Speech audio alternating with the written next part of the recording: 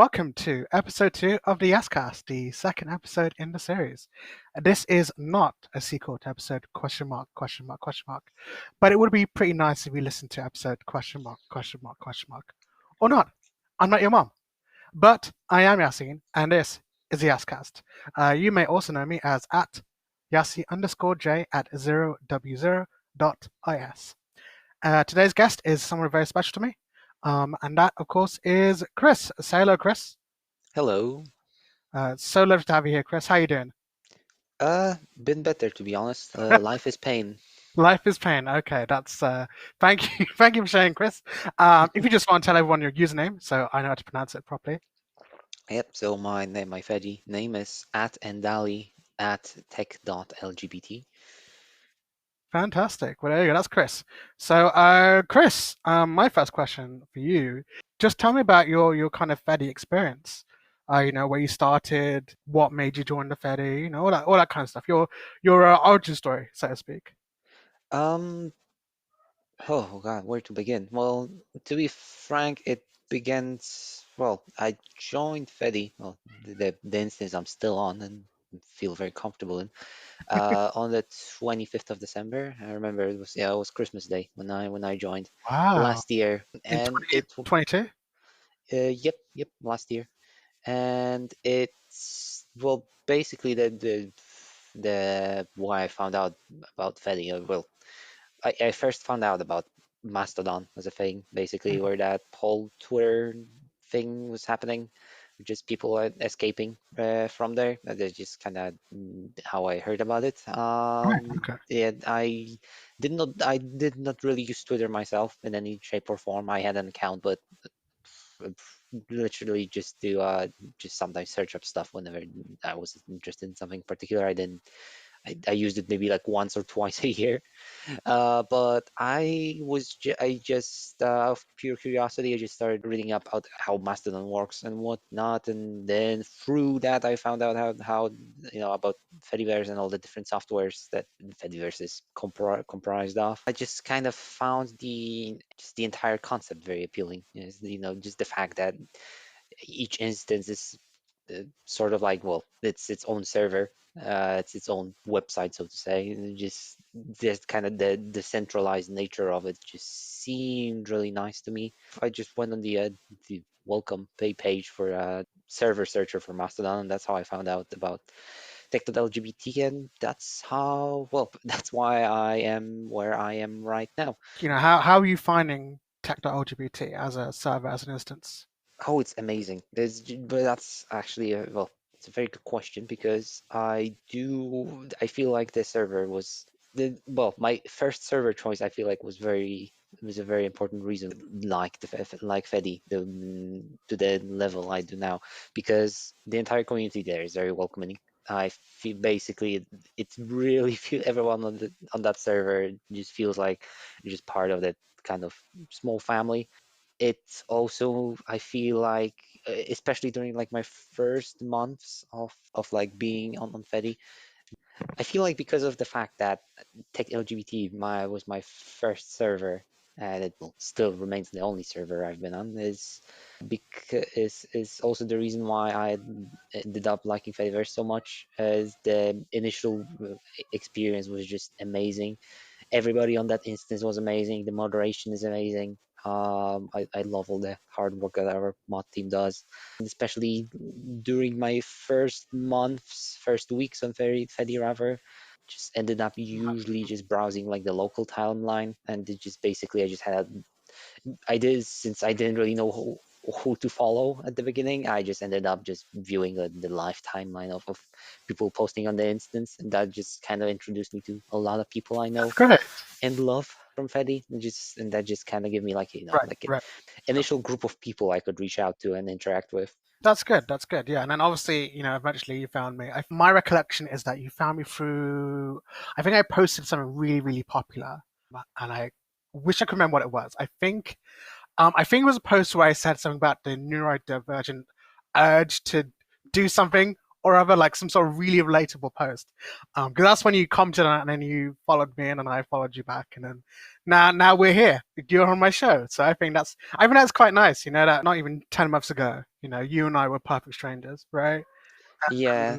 And now here we are. Thick as thieves. I mean, I'm dummy thick, but I don't know about you. But yeah, thick as thieves. Close friends. I mean, you're basically, you're my brother, which is nice. Yeah, That's nice. and very wholesome. Yes, thank you very much. Do you want to go move on to these questions? There's a lot. Oh, sure. Yeah, sure. Despite what people tend to, despite what I might seem on Fedi, I'm actually a very boring person. So yeah. Uh, uh, No, I think you're interesting. I think you're a very fun uh, person. I enjoy yeah. talking to So you. equip questions might be a good idea to point me to basically break out any kind of semblance of I don't know, fun from me. Okay. Right. So let's get to the questions. I have. Do you want me to? I'll send you a link if you want. Uh, well, sure you can. I mean, you can just read them out as you go. It's no problem. That's fine. Okay. So the first question. So I'm just going to read these from top to bottom, because that makes sense, Yeah. right? Okay. So the first question is from Akari, who is at Anakita at void.lgbt. Mhm. And actually, there's a question I do want to ask you. What's the etymology behind your username? What does Andali mean? Oh, it's short for Engineer Dali. Well, the main reason why I chose it is just kind of like the ring of it. But if I were to go like too in depth into why, Yeah, well, go ahead, go in depth. basically, well, one of my favorite artists, painters is, well, Salvador Dali. I just love his painting style and the kind of his a very abstract way of thinking, and it just kind of like the concept of just like Salvador Dali being like an engineer, like a civil engineer or something like that, just seems like very appealing, and it just kind of seems like a very curious concept to me. Just kind of maybe like a juxtaposition of something of like trying to put order behind something very surreal. Also, looking at that is I just like Salvador Dali, and I have an engineer's degree. That's just engineer's diploma, and that's it. It's also another way of looking at it. But yeah, the main thing is I just kind of like the ring of it, and yeah, and engineer Dali, shorter to and Dali, and then there you got it. And Dali just sounds nice. That's it. That's. I mean, honestly, that's pretty cool. I mean, Salvador Dali's work is just some impressive stuff. Of some of the best painters I mean, let me just check. Preciousness of time is, I believe, his preciousness of memory. Sorry. Yeah. I mean, he was a surrealist, Yes. and he was really good with his. I mean, he wasn't just like a good surreal artist. He was a good artist, Yeah. very technical, right? Because if you think of the way Dali did his paintings, He was a really good technical painter. he was a really good technical painter, Mm, right? His style was just very very good, very tight, very well honed, and he applied that to a very surrealist way of looking at the world. And I think that in itself is the perfect juxtaposition, right? It is in itself a commentary on his own way of working, right? For someone to be so very technical with the way they do their work, and yet to be a surrealist. I mean, everyone knows classic Salvador Dali work. That's why he is so good. But also, he's just very good at painting. exactly. You know, Yeah. and he was deeply influenced, by the Spanish Civil War, which he lived through. I mean, he was in France at the time of the Civil War. But I imagine that kind of horror, especially with the anarchists and the nationalists fighting on opposite sides, would inspire anyone to kind of do that kind of surrealist painting. I mean, you could say that Salvador Dali was kind of like the forerunner to kind of the Dadaism that appeared in the interwar period. Yeah. Things most, well, more certainly. Yeah. I mean, the Spanish Civil War, in a sense. I mean, obviously, it's going into history and whatever, but the Spanish Civil War, in the way that it played out, was also one of those things that's a precursor to World War One. So, it is interesting to think that as time goes by, we we end up decoupling artwork from the cultural and political context that it lives in. Why was Dali a surrealist, right? Hmm. Why wasn't he a traditional painter? Well, if you consider the cultural context of Dali in the background of the Spanish Civil War and the upheaval that caused in Spain, and of course with rising tensions in Europe, I mean, who wouldn't want to be a fucking surrealist, right? Living in living in early 20th century Europe must have been must have been hell. Yeah, I mean, it's probably as bad as early 21st century Europe, but maybe. Well, that maybe not that bad. maybe not that bad.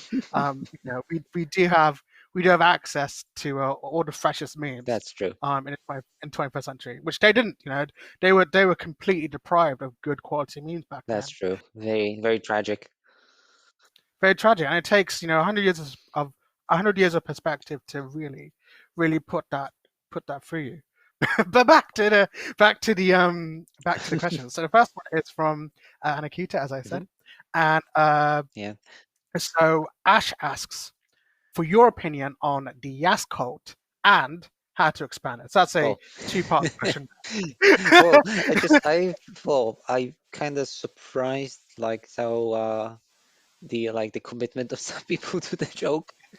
Uh, I'm one of the words I would describe myself as is certainly fickle. I feel like I kind of can get bored of certain stuff very, very quickly.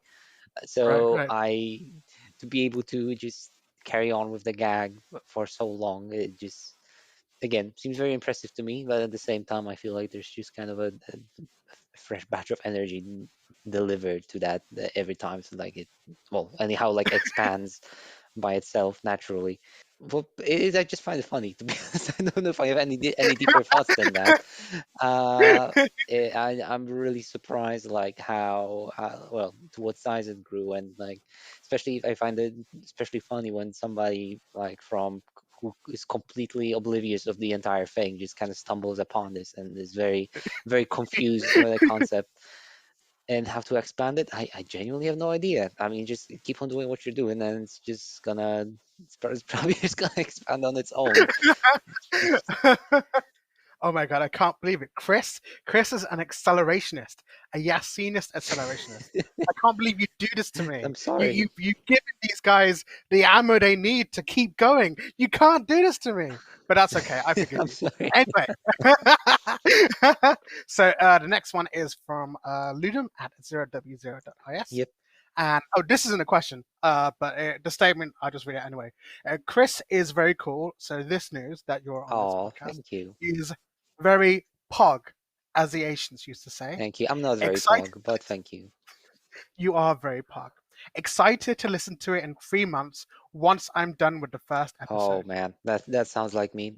If I list of things to watch, play, read is longer than the Bible at this point, so I can very much relate to that. I mean, I think the longest written work in the English language is either Homestuck or My Immortal. Oh wow, I think it's probably Homestuck. Actually, I think that's like a bajillion pages by now. In wow. fact, actually, one time I because obviously I used to work in a library. Oh, I genuinely had no idea. Oh, you had no idea? Oh, okay. I mentioned it a few times. So from about 2015 until about 2021,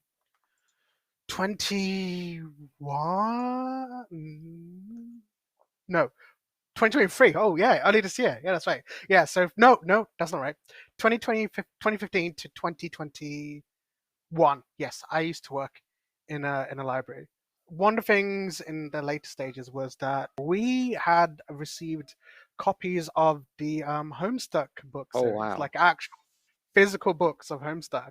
And I was like, what? I didn't realize that like Homestuck had been published into an actual like real physical book that we had now like ordered. And I mean, the way my colleagues would order some of these books, I believe they put it in the teen section. The way my colleagues would order these books would be to find which was like popular, trending, that kind of stuff. And so what this meant that if we had carried this book, that means that there was a demand for it, right?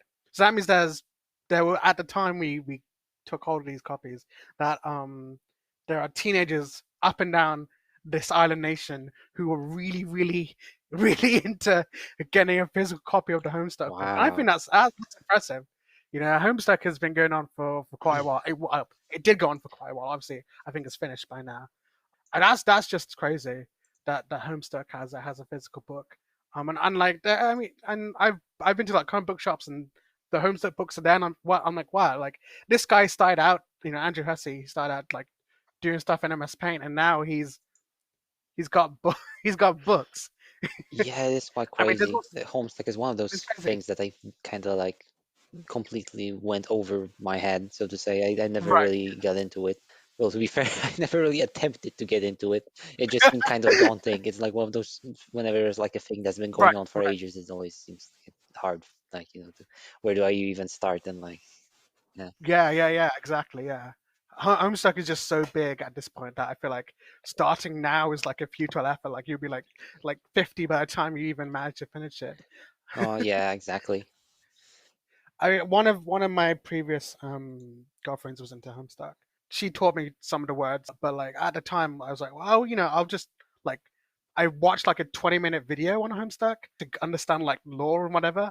I mean that's true love, I think.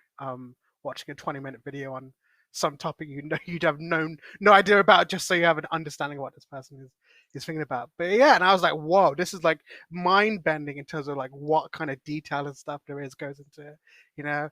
But I mean, good for Andrew Hussey. He made a piece of work. It became critically successful. Everyone loves it, I presume. There's all this lore and fanfic and whatnot, and he's living large, I guess. And good for him. Good for him. And I think he's a nice guy as well. So, thank you, Andrew Hussey. Yeah. Okay, next question is from hertog at tech.lgbt. My first question for Kris: how is the TwinkPad? It's going strong. It's been serving me it's been serving me very, very well for these few past months. Ever since I got it, I'm still looking for a few stickers to put on top of it, but yeah, it's been doing a very good job of just letting me be gay on the internet on the go and teaching me just my way around Linux. I did have some well, did use Linux in the past, for like school and stuff, but never really like used it for any personal purposes. So made me that as like a it's like a device on which I can just use for my own personal learning process of Linux and whatnot. It's been very, very helpful. It's actually the first laptop I've ever owned. I haven't had anything like Oh, that. really? Yeah, I was always, every other computer I had was always still just like a big default full tower desktop PC. Oh, okay, I do have okay. a work laptop, but I do not count that. Funny thing is, I kind of bought it because I thought I would need a laptop for my final thesis defense, Right. like the defense presentation in college. Eventually, in the end, it turned out I did not need at all need that at all. But still, I didn't consider that the a bad purchase. Quite the opposite. I'm very glad I got it. It's been very, very handy. So yeah, to summarize, it's been excellent. It's been serving me very, very well, especially for how good of a price I got on it. And how much did you pay for it? Oh, it's like 1,000 zloty, which is let me check. Let me, which is Oh, not bad, not bad. yeah, That's about 190 yeah, or pounds. $230. Of, Yeah, yeah. that's really good. I mean, that's pretty cheap for a laptop, let alone. Of course, it's used, but You know, you can't even tell that it's been used, to be honest. So right? I mean, and it's a ThinkPad. Those things will survive like a tank round. exactly, yeah, And my work laptop is a ThinkPad. It's fine. Like it's a fine. It's not a bad laptop. It's not a good laptop, but it works. Right? I turn it on. It does stuff, and I feel like I could toss it and use it as a frisbee or something, and it would be completely okay. So I can understand why they're good work laptops. They're just hard yeah. wearing. The keyboard is fine. The display is like fine. They are dependable and they're fine. They're fine laptops. There's nothing particularly special about them besides the fact that they seem to be indestructible. But there's nothing that makes them like particularly terrible, Exactly. Yeah. which makes them perfect for deploying en masse in an enterprise situation. So yeah, Yeah. It's certainly very good devices. And if I'll be ever getting like a more beefy laptop to have on the go, probably I will scope out the ThinkPads as well. As like a basically as my first. Well, they'll probably the ThinkPad lineup will remain my first choice for many, many years. mm, Even with despite the newer models not being as modular as the previous ones, I'll probably, as long as I can get them for a good price, they'll probably be a good choice still. yeah, that's fair enough. Oh, I just got an email. Oh, it's from it's from Pebble. From who? Pebble, remember? So the email is from Pebble, FKA, formerly known as T2. Ah, The email is telling me to claim my handle. I would love to do so, but as everyone infamously knows, I have I've been banned from there. I would do that. I mean, if there's why are they sending me an email when they've deleted my account? oh, Like, actually, that's a very good point because this means that they're keeping the data with you yeah, still in. Huh. that's an interesting question. Why am I getting an email from Pebble about this? Well, that's something else to look into when I. Anyway, so the second question from Hertog is Femboy TripAdvisor for what's the name of your town? I'm gonna A butcher it. Katowice? Katowice. Oh Yeah, God, no so worries. you speak so crisply, man. It's like I do. I thought I actually I my voice and my accent is one of my greatest insecurities.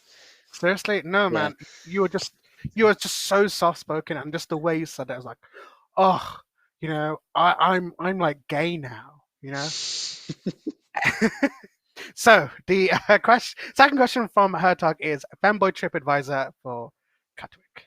The problem with Katowice, my main problem with the city is that it's comfortable. It's there basically is a lot of good food, but there's kind of nothing happening here. So it's kind of like I feel like it's hard to like meet people in a way, basically, especially when it comes to like queer people or old people. You see them like around like on the street all the time, but it's like it's kind of like hard to kind of run into them and meet them in kind of a setting where it's It's more advised. rapid, right? Right. Yeah, exactly. So my first advice. You guys aren't like Spanish, right? Not like you're gonna. No, we are extremely antisocial. Like if I don't know if I'm look approachable or something. Or like people keep like asking me for directions, and I just find that kind of surprising because like usually like I feel like even asking people for directions like in Poland is like kind of seen as a stepping outside the social bounds, so to say. Right, So, right. but anyway, my first advice would be that if for that kind of a trip, you need to find somebody beforehand online. There's the thing is the network of all alt and queer people in Katowice is kind of maintained online rather than in person, in Right, my right, of course. experience. So, and there's a lot of them, but again, you need to look for them in the virtual world rather than the real one. So find them there, and then you proceed to meet them in this mortal coil of ours. But yeah, that's my main and probably only and most important advice. That's fantastic. That's a good answer. Oh wait, what does HJ mean? Half joking? Ah, yes. Oh, okay, okay. Hertog was half joking when they. Uh, But sorry, I didn't. I thought I was like a type or whatever. like a key smash. Like a Yeah, key smash thing. Like, okay, what yeah, the hell does HJ mean? I mean, half joking means that they were half serious. So you yeah, know, exactly. It's kind of hard. I still didn't memorize. What are they called? Like uh, a tone tone tags. tags. Exactly. I still haven't memorized all them. I mean, my opinion on tone tags is that if you want to use them, go ahead. But like, I'm not gonna be able to remember what every single one of them means. But also, I find them. I mean, I personally would only use them if what I'm saying, if what I feel what I'm saying is deeply, deeply ambiguous, and I don't want it to be ambiguous. Because to me, obviously, like I mean, you read my posts and stuff, right? Most of them rely on the fact that there is this kind of ambiguity between what I'm saying and what you actually know I'm saying. That's how irony and satire and so on work. Hmm. So for me to use them in like my regular posts would kind of like defy the concept of some of the things I post about. If I started writing half joking after every post, I mean, first of all, I'd basically be using the same tone tags all the time. You'd be like half joking or whatever, or like ironic or not serious or something, you know? Because not everything I post is meant to be seen as one way or the other, right? Like if I'm telling a Yeah. joke, it's very obviously meant to be a joke. Adding the tone tags would just spoil the joke for me. Yeah, it makes sense. But in my personal experience, I do find that helpful sometimes. Like Yeah, of I feel like kind of the benefits of using them kind of outweigh the cons. I no, of still course. certainly see what you mean. Like it basically I certainly see what you mean about spoiling the joke, but at the same time, I feel like it prevents a lot of like unpleasant situation where Oh yeah, somebody of like, course, of course. yeah, Yeah, but yeah, yeah, of course. I mean, with text, there's no way yeah, to read text, right? exactly. Um, so tone tags are useful in determining what way you should read text, which obviously is infinitely useful. Especially when you don't know what kind of way someone was talking. I mean, obviously, you and I, we're close friends, so you've kind of got an idea of what I'm saying. But I feel like, yeah, I mean, for my personal use, I would only use tone tags when I want to make it very clear that I'm way like, for example, like one time I was quoting someone, even this person I was quoting was my friend. I Hmm. was quoting Smith, and I forgot what I said, but I wanted to comment on something that he'd said, and I wrote something that would be considered very, very mean. Hmm. Um, if I left it without a tone tag, so I added a tone tag saying, "Look, this is 100% ironic. Read it like it's irony," you know. But for most of my posts, I generally don't. I feel like the I think even though some of my posts are definitely on the ambiguous side, the ambiguity is kind of part of the post as opposed Hmm. to a side effect of how I write it. Yeah, I feel like it's a good way of going about it. Especially, I feel like uh, I kind of well, I usually like subconsciously when I write something like something that's a joke, but if it would be like if something would be misinterpreted as something that's meant Yes, yeah. serious, like if the consequences of that would be disastrous, then I usually just subconsciously just like just somewhere just like in parentheses or whatever, I just say Right, just right. joking or whatever. Yeah.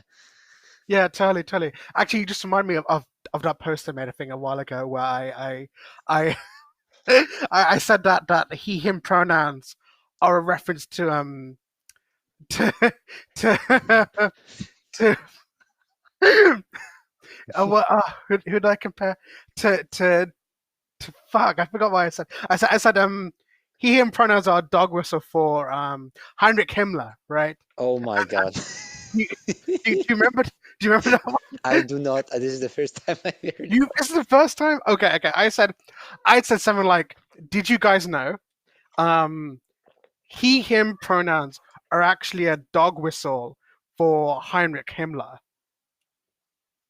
That it. Is so absurd. Like let me find it so I can read out. no worries. Sorry if you hear No, any that's fine. screaming of pain in the background. It's my cat is just That's your actually cat. losing his That's mind. fine. Yeah. That's fine. Himmler. I Wait, hope wait, to yeah. She conclude with says hello. hello. That's Okay, her yeah. way of No. saying hello. If you have a he/him in your bio, it's actually a Nazi dog whistle. Why? Because he/him is a reference to Heinrich Himmler. You are welcome. Like that, and that is so very obviously like an ironic joke, right? But Yeah. but even when I posted that, I was like, ooh, ooh. I feel you. Yeah. I mean, you can't see it because you're a master, Sal. But there's like loads of reactions on the post that are like the woozy emoji, like oh kind of thing. Yeah. Um, I'm gonna boost this again just so people can see it because it's very funny. Oh God. If I would laugh, I will laugh if it actually it'll start some shit now because of you reposting it. Uh, okay, so next question is from Vale. So that's Vale Phonia Hmm. at I mean Mastodon, but without the Hmm. vowels. So Yeah. at Yeah. mastodon.fetty.kirigimi.me, which is the reference to Danganronpa, by the way. Reference to Kirigimi Kirigimi. I forgot the last name. She's the really cool one. I wish she was my waifu. Oh, wholesome. Yeah, yeah, it's wholesome. That's totally it. Anyway, so her question to me or you is the geopolitics of Yastoria. I think that's a question for me. Unless you have some insane insight into Yastoria that I don't know. I genuinely have. The only thing I know about that is the poll, like for like who will you vote in the upcoming elections or whatever in your story. That's the only thing I know. So I have very little insights. I feel like that's more. It would be more appropriate for you. Oh, okay, okay. Well, I guess I'll talk about this. Yastoria is obviously named after me because it's my country. The geopolitics of Yastoria are obviously very interesting because it is a island of some kind that is isolationist and also doesn't trade with anyone or anything. It's completely self-sustaining. Um, I am making this up as I go along, to be honest. And I don't really thought too hard about anything beyond the geopolitics of Astoria, in terms of its location in the world. I mean, I in my headspace, Astoria is located at 00, so where the equator meets the Greenwich Meridian, Hmm. which is just off the coast of Ghana, which I suppose makes Astoria an African country. Um, Oh. I mean, of course, Astoria does have relations with Slovakia, but like negative ones because we keep bombing them for whatever reason. I haven't determined them yet. They probably like weapons of mass destruction. That's what it is. But Astoria did have an election very recently for the parliament.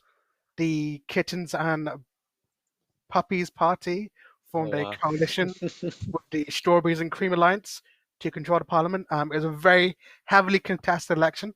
Jeb was second place behind the Kittens and Puppies Party. Oh wow. So very contentious there in that kind of way. Beyond that, I really have not thought about the geopolitics much further than that. Well, I don't know if I'm well. I am severely unqualified to elaborate on this topic. So, I mean, I'm sure Yastoria imports loads of cute boys from Poland or whatever. oh yes, the imported most important export good. Most important export of Poland. Yeah, yeah. Yeah. I actually didn't know about the Poland and femboy memes until like a couple of years back, and I was like, and actually the only reason I knew about it in the first place, was because on Facebook someone screenshotted a comment I made, and I said, oh, if you're gonna screenshot and share it, copy this bit where I say I love cat girl hentai, Oh. and then someone said, oh, you should come to Poland because Poland is full of cat girls and cat boys. I'm like, oh, okay. I was like, oh, okay, I didn't know this. Thanks for sharing this information with me. And then I joined this group, and one of the running memes was that Poland is a country of femboys. And that's so yeah. I've been aware of the Polish femboy archetype for quite a while now, and I think I love it primarily because it's like the exact opposite of kind of like the stereotypical image of Poland. Yeah, I do. I really like that as well, to be frank. Warms my heart. Like if you consider like the kind of the popular image of Poland as this kind of Eastern Bloc country, suffering from the effects of communism, post-communism, very grey and cold, and everyone's kind of miserable. And then Polish femboys, the exact kind of opposite. And also the political situation in Poland, which is obviously not conducive to femboys, but the concept of a Polish fanboy is just so, it warms my heart to think that this is the alternative way of thinking about Poland, a country of people who feel that they are liberated in their gender expression. Exactly, and it is. I really like how like it just posting those memes like usually like riles up the conservatives to just Yeah, like yeah, foaming at their mouth and whatnot. So yeah, right. Every Polish every Polish fanboy is an affront to piss, exactly. Yeah, that's why it's so based. and that's why it's based. That's what makes it good. Uh, now, oh, by the way, I have received one negative comment about the Heinrich Himmler post. Oh God. So yeah, the comment is just simply, "I did not like this post." Anyway, so next question is also from Verifania. So she asks us, "What is your favorite foods?" What is my favorite foods? Yes, Um, if you have more than one, that is. I well, I probably my favorite food is borscht. I really like soups in general, and borscht, or borscht, or whatever is the official English name for it, which there are many. Uh, I don't know, it's just always had a warm spot in my heart and in my stomach. And it's I don't know. It's just I kind of find it like a very kind of homely food that I can enjoy at any time of year, and then, it's just associate very good memories with it, and I just love it. I don't know. It's just if somebody were to put a gun in my head and ask like what is the number one favorite food, then that would probably be it. So yeah, but no other favorites. I have too many. I have so many other favorites. It's just too many to list. But it's just that one that's like stands out in particular. It just is very important to me. So yeah, I'm gonna go, yeah, borscht. So or borscht with ushka. So I have like little dumplings. I never had that before. Actually, come to think of it, even though Birmingham has quite a significant Polish population, I've never actually seen like a Polish restaurant. That's genuinely surprising because the Polish diaspora in the UK is ginormous as far as I know. Yeah, yeah, So it's fascinating yeah, to think of how many Polish people. yeah. Sorry, someone just commented saying, "Yassi, what the actual fuck?" Anyway, yeah, Polish people. Yeah, I mean, Polish people in Birmingham. There's a quite significant population. Not as big, not as big proportionally of as some of it, especially on the south coast. I believe. I think places like Southampton have Yeah, yeah, most quite a, definitely. quite a big proportion of Polish people. But yeah, I've never actually. I mean, I've seen plenty of Polish shops, right? Like Polish grocery shops and stuff. Hmm. But I've never actually seen a Polish restaurant. And your thought about borscht just made me think that I should try and find one. I mean, they could probably exist, and I just have never ever noticed it. But Maybe, but also I feel like some people might be very angry for me saying this, but I feel like Polish food is very boring. It's like doesn't work like Polish cuisine is just very boring in general. Like it's just, in my opinion, at least, just like not very exciting as a choice for a restaurant right, or right. something. And in my opinion, it's just Polish food is just kind of hearty, but like at the same time, just kind of can be kind of bland. Mhm. It's certainly Polish food is certainly not my favorite cuisine. I like many Polish foods, but the reason why I like borscht so much is one of the few things that actually I feel like has a very strong flavor, which is uncommon in Polish cuisine. Especially like when it's like super sour. Actually really like it that way. So yeah. Yes, you're right. My friend Ali, who I mentioned a few times on Fedi. So my friend Hmm. Ali is who one I met at university, and she is Polish. Yeah, So yeah, she, yeah. You mentioned her in the past. Yeah. yeah, yeah. So I'm just mentioning for the audience. So I've been to her house a few times, and one time I asked her from Poland, and she made me a kind of chicken dish with potatoes. Wasn't quite mashed potatoes, but it wasn't quite like whole potato. It was I I forgot what the name was, but it was kind of like mashed potatoes, but it wasn't really mashed potatoes. And I enjoyed it, but it was definitely lacking in that kind of because obviously I'm used to having food with spice and stuff in it, or at least a good amount of like flavoring like herbs and whatever, right? And Hmm. so even though it was good, I enjoyed it. It was definitely lacking in kind of the herbs and spices arena. Um, and so I guess that's I suppose that's a summary of Polish food then. I suppose. Yeah, I kind of right about that one. My answer to the question of favorite foods is I quite enjoy spaghetti carbonara. I Oh, love it's a good love one. Yeah, carbonara pasta. Yeah, yeah, yeah. I love can't go wrong with carbonara. that one. Can't go wrong with that.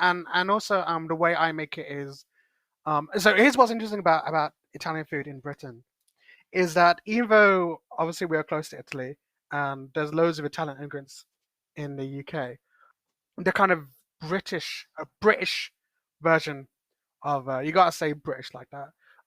The British version of Italian food is very different to the Italian version of Italian food.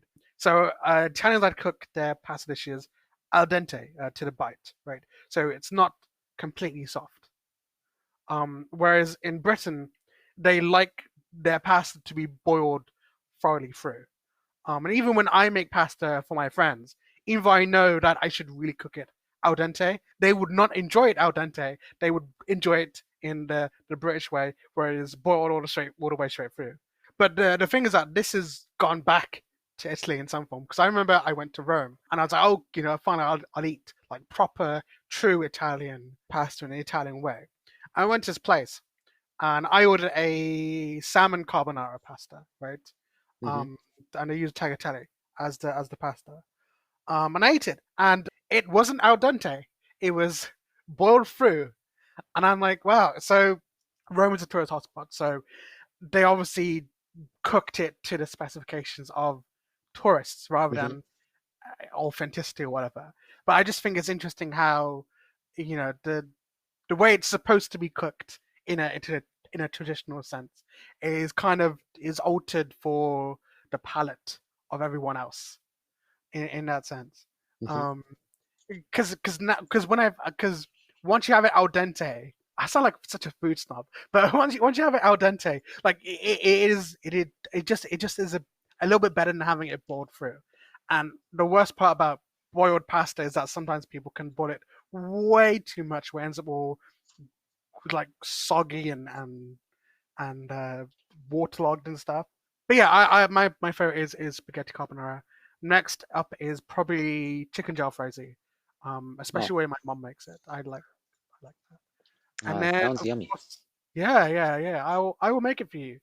Oh, Um, thank you. Well, I will take you up on that offer. Fantastic, good. And then of course you can't forget cheesecake. Oh, Everyone can never get enough cheesecake. So can never good. get cheesecake. And as my bio says, I'm a lover of cake, despite the fact I never mention it all that often.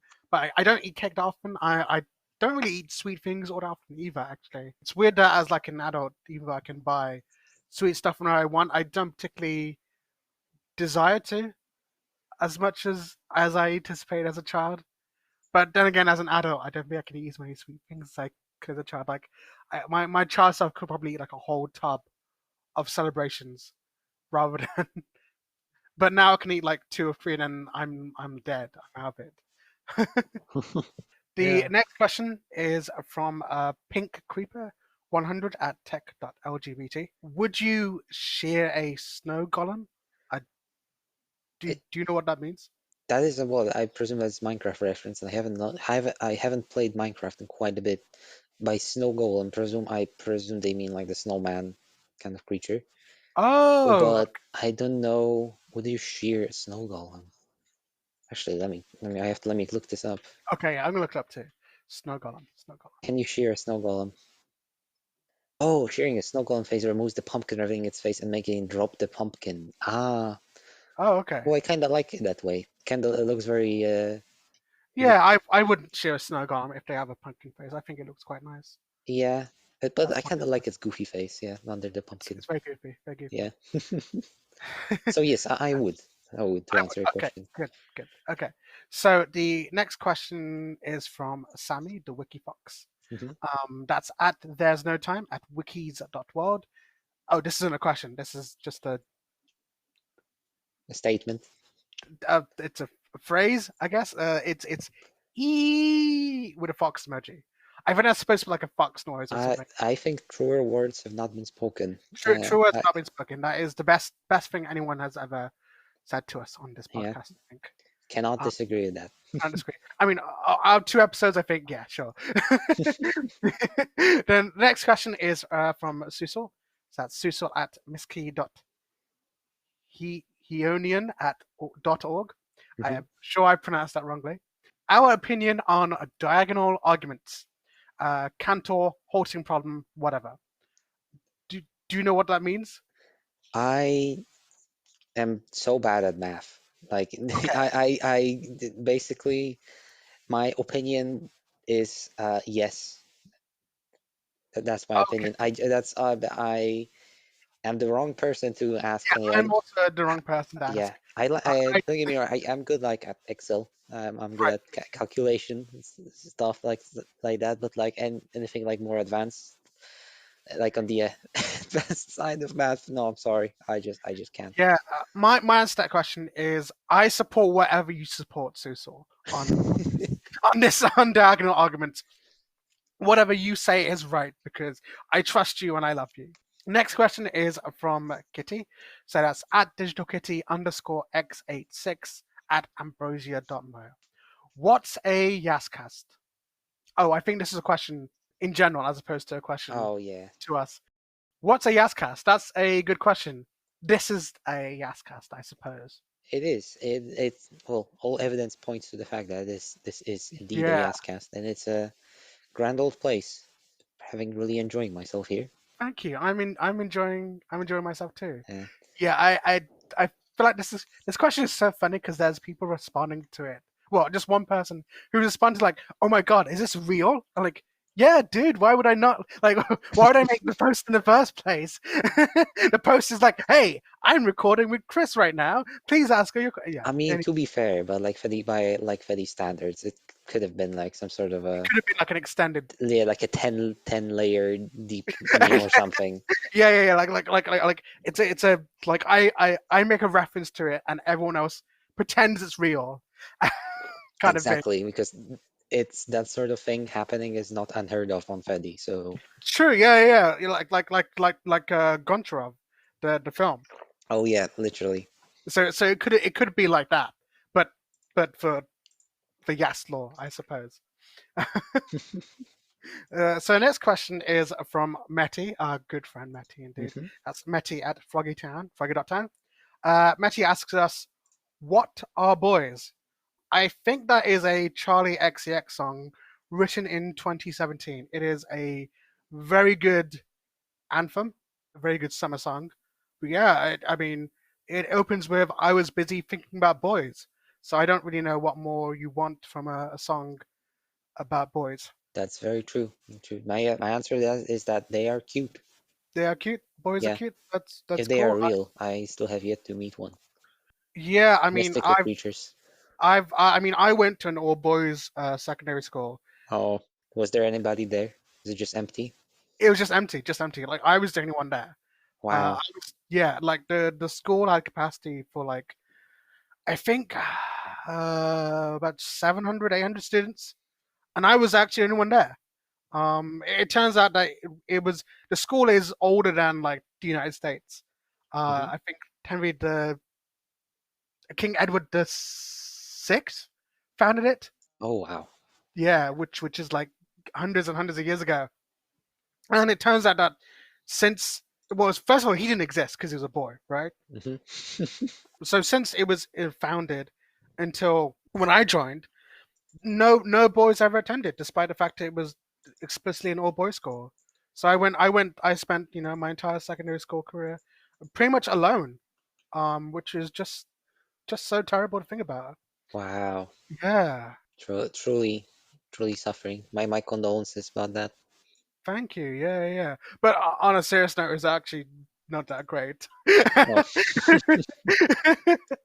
It was. I had some good times and stuff, but I was so happy to get out of there and go to university. yeah. One, it was full of boys, so all that testosterone. Oh, yeah. This I can imagine. I could not imagine going to a an all boys school myself, Yeah, especially if in you're kind here. of yeah, and if you're kind of a soft person like me, it's kind of like sharks and fish kind of thing. Yeah, exactly. I hated school. I hate formal education, period. And it's just Yeah, I was the kind of boy that would always get along better with the girls rather than the boys. And yeah, I definitely got along well. I mean, after I went to university, I got on a lot well with girls, which makes a lot of sense since I never experienced any of them for my entire teenage years. It was actually kind of interesting to kind of talk to women in a in that context because I never really had the opportunity to do so for my entire teen years. So I never really understood the kind of way to talk to them. But also, probably is a good thing because I missed out all the bullshit teenage stuff. In terms of boy girl relationships. Mhm. So obviously I went to university. These are all girls who had no one is mature at university, but and it was interesting trying to get to grips with actually, holy shit, I did psychology, so like I was only one of like 20 not women in the whole cohort of like 400 students. In fact, in some cases I was like the only not woman in the room in like Oh, yeah. So I quickly and I mean, I talked to them like I would talk to anyone else, so it wasn't that difficult in terms of that. And obviously, I mean, I made loads of friends at university, most of them girls, and even on the Fediverse, I get all the female attention. Unlike the Verge journalists who claim that there are no women on Fedi, but that's probably because they have no game. They exactly. they've Right. never seen a woman. I mean, if no woman is talking to you on the Fediverse, there is something seriously wrong with you. Yeah, I agree.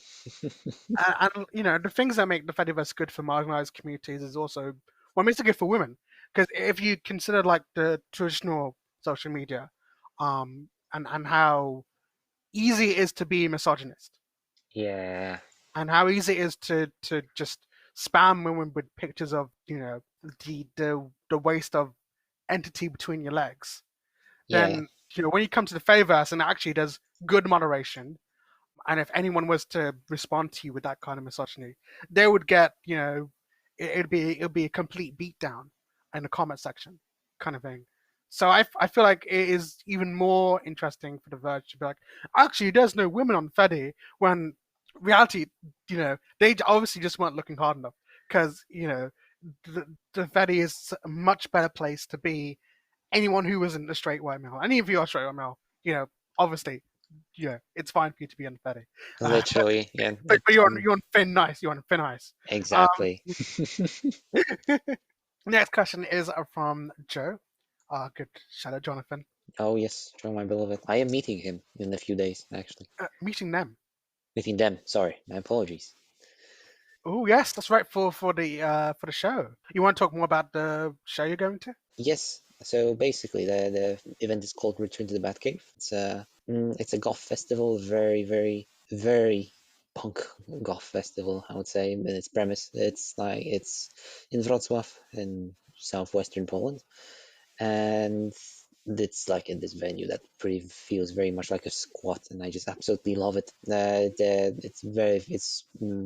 entire event feels very much like DIY or die, and it's tiny. They only have like capacity for 300 people, and honestly, Ooh, that's at that point, it's still like they're just kind of squeezing everybody into the building and kind of like in by force, because the venue is kind of tiny. But usually, like, there's always some space because not everybody who ends up buying a ticket comes. But anyway, the festival itself is by like music wise, it's just it's an amalgamation of all the various like goth genres. So everything that stems from post punk, so gothic rock, death rock, dark wave, cold wave, and so on. Especially cold wave in the recent days, I feel. But yeah, and the bands are usually not like big bands. They sometimes go on to become big bands. Like She Passed Away have played there. Mocha Doma have played there. Actually, they played there in 2019, which was the first festival. Sorry, Oh, my first time going there. And yeah, anyway, I'm just the vibe there is just so good. It's just the entire community there just feels so tightly knit, and it's just, even though like I went to Wave Gothic Treffen in Leipzig, which is like the biggest goth festival in the world, like twice, even like the entire city of Leipzig just turns into Gothville for the duration of the festival, like literally just see goths everywhere. Despite that, I just prefer Return to the Batcave. It just feels so much like more personal and underground, and I just love that. yeah, yeah. There's something to be said about the closeness of a small festival like that in comparison to Yeah, a larger one. yeah. And apologies for misgendering Joe. I was thinking of at the time I was thinking of also for of another person I'm also meeting who goes by he him. So Ah, apologies to okay, that okay. to Joe, my beloved. And I'm But, very but excited to meet Joe. yeah, I've been chatting yeah. with them for about it for a while, and trust me, basically, like I personally know the organizer of the festival, and it's just so deeply important to me. I've been shelling Yeah, it in of Fedi course. left and right, as you might have seen. So Yes, of I course, of course. managed to catch Joe in my clutches and bring them to the bring them to the festival. But yeah, there's also a few of other people which are coming. Like one of my friends, or longtime friends, he is from Bristol, from the UK, and there's some people coming over from the States. Actually, no, I don't think anybody is coming over from the States. But well, my partner is coming over with me, and she is from the States, except she lives with me. But yeah, that's how I actually, for anybody who doesn't know, that's how we met. We met pretty much through the subculture. That's so So cute. yeah, but I interrupted you. So you were going to say Oh something? no, no, no, it's fine, it's fine. So the question from Joe is, so it's a two-part question. Opinion on vampires. Oh yes. Um, hmm. I like vampires too. I I'm just struggling to find the right words. Um, I feel like I generally love vampires as a concept. They're like basically when it comes to like from like the classic spooky monsters, they definitely just have been Mhm. always my favorites. I just generally like love everything about them. I love all vampire content, and they just, I don't know. I just feel like you can do so much with like the general like premise of a vampire curse, like in like so many things, and I just like on the aesthetic side of things, I just really just love like the stereotype of like kind of like a regal, like a kind of creature of the night kind of Right, monster. yeah. And I really like that, especially since, well, I'm a goth, so going in with the stereotype here. But yeah, I just really, well, my opinion is that they're amazing, and I'm a favorite that I can never get enough vampire content in my life. I will do plan actually this. Well, I'm a bit, my financial situation could be better right now, but I one of my favorite once it is better, then one of my the things I want to assemble is kind of like a Dracula, kind of like a regal vampire outfit with like not like like a cheap, not no, Ooh, I don't mean like a cheap Halloween costume, but like something like a like a proper. real proper cosplay. Yeah, exactly. That's so cool. I would love to see that. I will definitely love to see you in a. I think you could definitely pull it off as well. You have that kind of look. Thank you. That may That be makes me very happy actually. It's the look I kind that of that going may for. be like your trauma coming through the eyes, but you definitely do have a look at Trauma coming through the eyes. Thank you. Thank you. No, you're not the first to tell me that actually. I'm like the embodiment of like that meme that says like he has that kind of sadness in his eyes that only see you see in Eastern European gay porn. Yeah, I mean, you said it, not me. Okay. yeah. The follow-up question from Joe is: opinions on a romantic vampire dot to you. Oh, Well, my question is, Joe, that if anyone romantic wants to abduct me, they are more than welcome to do so. I would, yeah. Anyone who is romantically attracted to me can abduct me. No, no, no hesitation. If you're a vampire, that's fine. Vampires are cool. I would totally be okay with that. That's it. That made me sound incredibly love starved, which is true. oh. but we shall not delve into that because I think if you see my Fedi posting history, it's quite obvious. But Uh, your answer to that question, actually, Chris, let's just move on very, very quickly. it's Your okay. answer to that question. If you come, if the first time thing I'll see, I'll give you a hug. So don't worry about that. Ah, But like by romantic vampires, do you think Joe means like vampires like pursuing romance, or you mean like a romanticized, like a kind of no, I like think a? as in they'd like have an attraction to you.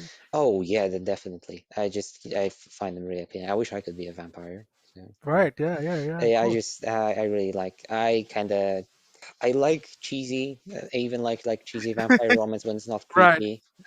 Like Oh uh, yeah, the age gap would be quite significant though. yeah, it's like the thing is with like vampire media, like it's not even like, it's not even like something like, like if I one vampire, being like a few centuries old and their partner being like an adult. It's like more like a vampire being a few centuries old and their partner being like a teenager or something like that. Twilight, Twilight. That's usually more like that's like, Twilight. Yeah, yeah. Actually, you are right in that the yeah, the the contemporary conception of vampires is a century-old person and someone who is like barely 17 years old. exactly, Uh, yeah.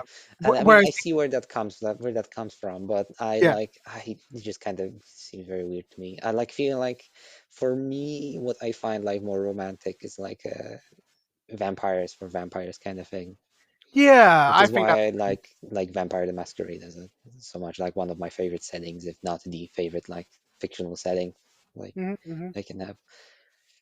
Actually, you remember that what we do in the shadows. This is a spoiler, by the way, for anyone who hasn't seen it. Mhm. But one of the characters who is a vampire. Oh, I think actually, sorry, they're all vampire. Oh, the movie or the show? The film. Oh, the film. Okay. In the end of the film, I think one of the vampires gets involved with like an 80-year-old woman, and he's like, oh yeah, she's really young.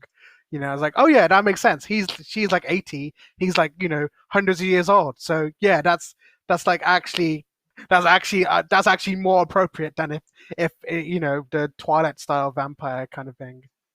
Yeah, exactly. We mean the character that was played by Taika Waititi. Yes, yes, yes, yes, yes, yes, yes, yes. Yeah, no, that's a very funny movie also. It's so funny. Oh my god, Yeah. I should really watch a TV show. I think it's so gonna be funny because it's kind of like it's a very good showcase of that kind of New Zealander humor. Yeah. Very distinct from Australian humor and very very distinct from British humor, despite the influences of both countries. Yeah. You know. I definitely can see that. Yeah. I still haven't finished the show. I've watched actually a few. I've started watching it and just kind of just kind of forgot about it. But I do have to get back to I it. should get back to it too. I've been watching Seinfeld a bit recently, as I expressed in the previous episode. See, you should listen to the first episode so you understand these callbacks. Okay, that's it. That's it. I've just been watching. That was the end of the thought there. The next question, Yeah. the next question is a follow up to Joe's from Elkie at takenoise.cafe, and Hmm. the follow up question is opinion on forming a symbiotic relationship with a vampire. So I called Like being a juice box, you mean? yeah juice box, Yeah. or as I called it blood bagging.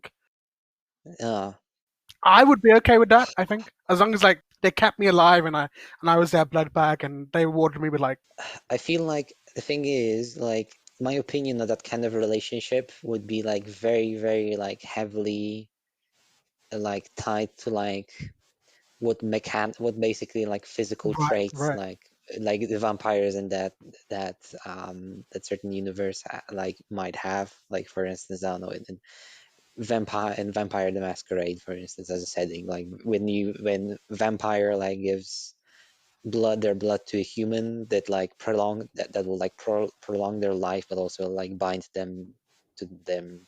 They will like forcefully bind them like against their will right. to the vampire, which is called the blood bond. I mean, if it might be kind of a boring answer, but like it really, really depends on like what that kind of what kind of that symbiotic relationship would entail. If it is like on the basis where like the vampire somehow like keeps you alive over the course of the centuries, then sure, cool. But like if you're basically just there like to well, it is well if I mean if you're there to just kind of like just give them their your own blood, then that's not really much of a symbiotic relationship.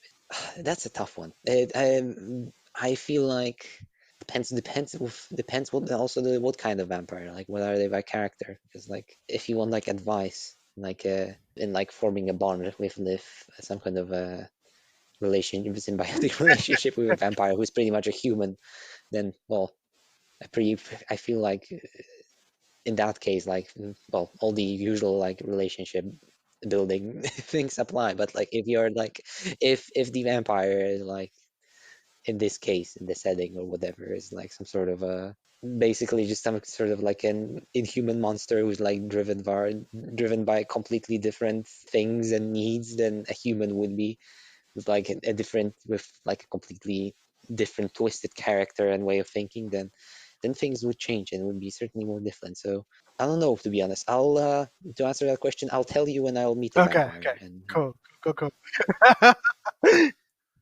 All right. So the next question is from. I am not going to pronounce that instance name. Sorry, Ma. The next question is from Ma. I know what you're referring to. It's at ak dot. Yeah, I'm not going to pronounce that. Um, Yeah, I know. so the idea of a chill evening, not romantic, just the ideal comfort scenario. Chill evening? Like what? Like the ideal chill evening in my head. I mean, just to be frank, it's just the kind of one I've been spending with my partner recently. It's Yeah, just like, sitting laying on the bed, watching a comfy show or whatever, or just YouTube videos, just chatting about stuff with, not with no things like outside, like today, like bothering you. Just, nothing, no worry in the mind. Just a few cats on the lap, just purring away. that is beautiful. That is a very chill evening. Like Paramore said, nothing compares to a quiet evening alone. Exactly. It's just, especially nowadays, I feel like life has become Right. like so Yeah. Yeah. frantic and like uncertain. Just like I feel like there's a new kind of value that like quiet life Yeah. has Just like an nowadays. island And as of I peace. said, and literally the moment I said that, one of my cats was possessed by a demon and is climbing to the top of the door, screaming at the top of her lungs. That's fun. Yeah, the joys of cat The joys of ownership. cat ownership.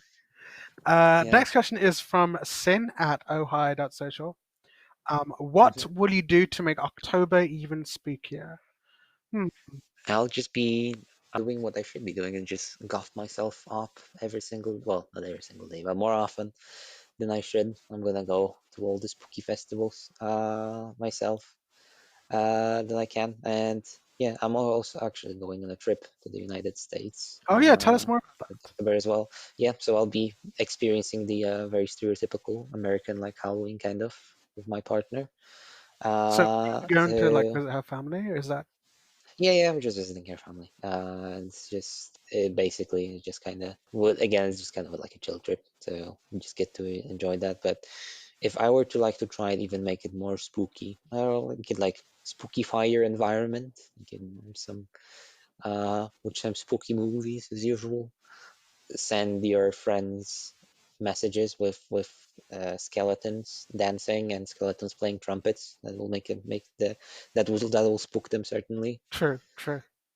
Yeah, listen to spooky music. Listen to more goth music. It's just the perfect Yes, time to listen to true. goth music. If you again to show my own playlist, it's on my Fedi profile. There's my main goth playlist you can listen Listen to to. Chris's golf playlist. Okay, that's the real answer to every question. Yeah.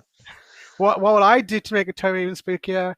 Well, I mean, I've already sent out a copy pasta, so I don't really think I need to do anything more. That's all I have to do, and that's October.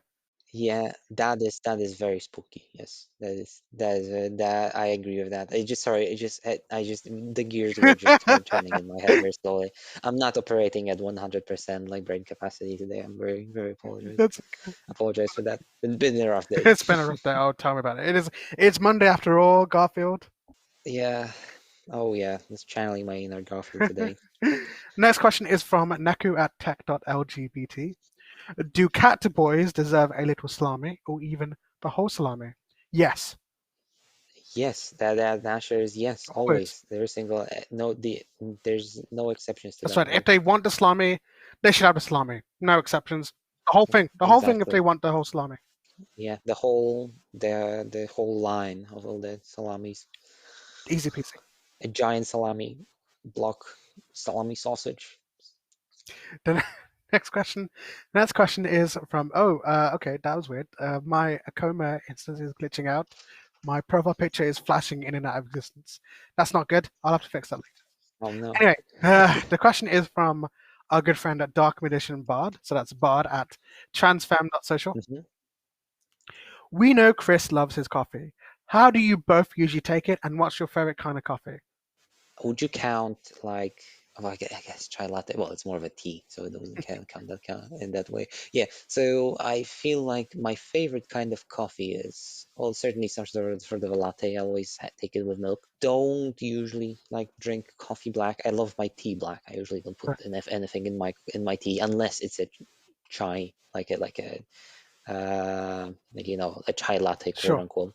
Uh, uh, but yeah, I usually just have a, depending on how I feel on that day, I either have just like a not too dark blend, not too dark beans. I use first the espresso shot, and then have some either lactose-free milk or some sort of like a vegan milk, like an oat milk or a soy milk. Again, depending on how I feel about it. If I had any caffeine beforehand, or if I'm like particularly like, kind of feeling not the best, like if I'm feeling shaky or whatever, anxious, then I usually just go for decaf, since I large amounts of caffeine give me the shakes.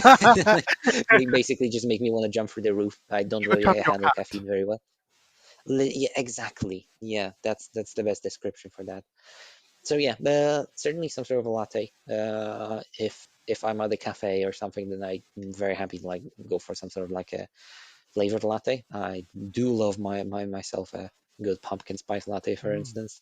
Do sometimes drink iced coffees, though usually only in summer. Yeah, this any kind of latte will usually do. And my ideal one, at least at the moment in my head, is a kind of like a medium roast with oat milk. Ooh, Uh, that's nice. That yeah, is nice.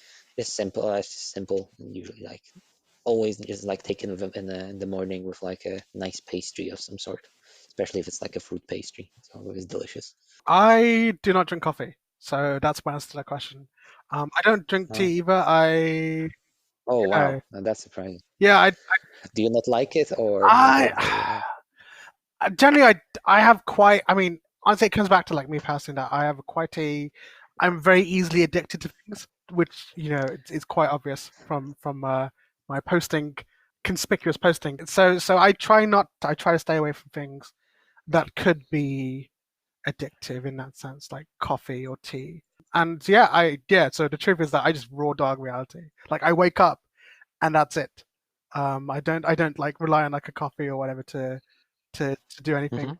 or tea in that sense. I mean, the closest thing is probably like hot chocolate, but I think that's more of a dessert than like a beverage, I suppose. But if you think about it, tea and coffee are also kind of like if we didn't have such a dependence on tea and coffee as a thing, they would probably be more like hot chocolate. Oh yeah, I do like myself chocolate I too like as hot well. chocolate. Yeah, I do but love hot chocolate. ever since I became a corporate drone, then like kind of my caffeine intake just skyrocketed. So Yeah, I mean, it's funny because I have had coffee, but only once when I was like 13, and I drank like 6 cups of it. The crash was so hard that I got sick. So that kind of was so traumatic that I've never wanted to drink coffee ever again. But even with that in mind, if I were to drink coffee, I'd probably have it very sweet or very decaf or like basically enough to not to basically take the coffee out of coffee. So so yeah, I don't really take coffee or any other kind of tea beverage. I do like a chai latte though. I am partial to that. But in terms of things, I don't particularly like the taste of tea. I would have green tea maybe, but I don't really like the taste of I mean, kind of Oh, tea bag really? kind of tea. I used to work in a tea shop thing for a little bit, so I do know how Ooh. to make tea. I know how to make it good, especially with the portions of milk and water and sugar and whatnot. The next question is from me. FYI, next week. That's not a question. That's just me commenting. Never mind. Um, the next question is from Lady of Muff. So let's see it at echo.cuddlegirls.cafe. Would you rather be a toy in kindergarten, a kindergarten, or a museum piece displayed undisturbed behind a pane of glass? Right.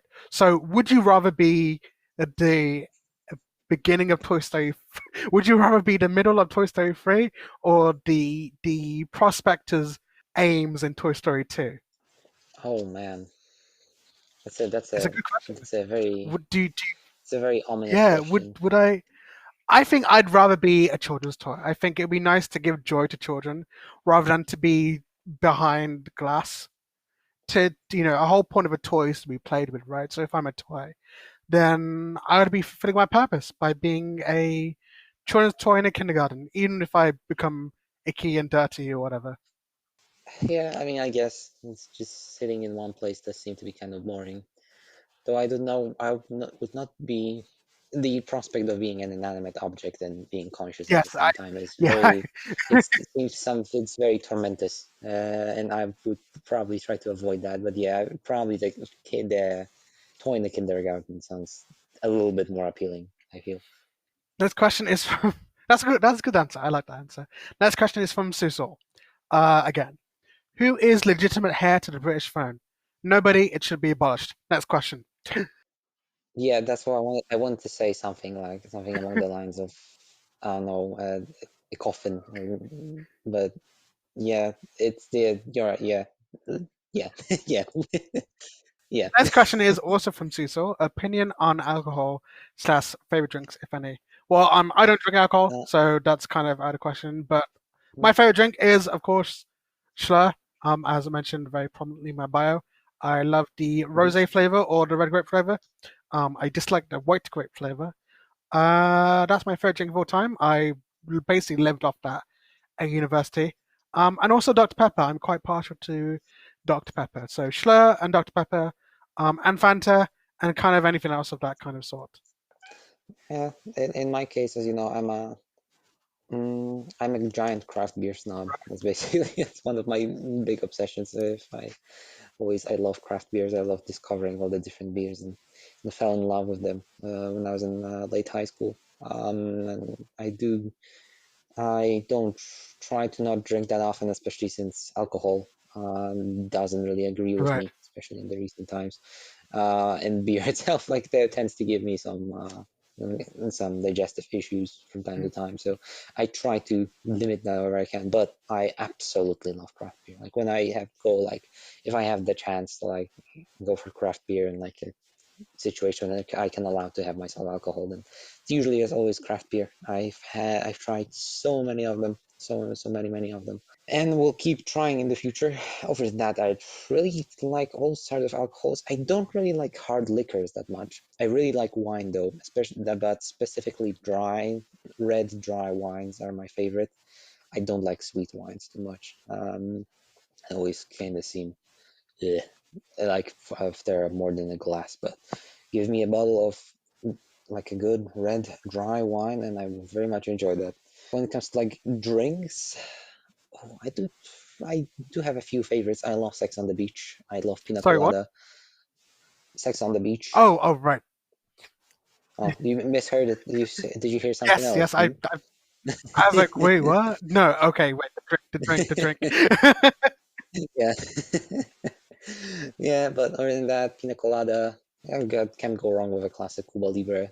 Yeah, probably Pina Colada. I do, but when it comes to Sex on the Beach, I really like that one, but it's always a bit of a gamble when you order it because I feel like it's very easily to screw it up.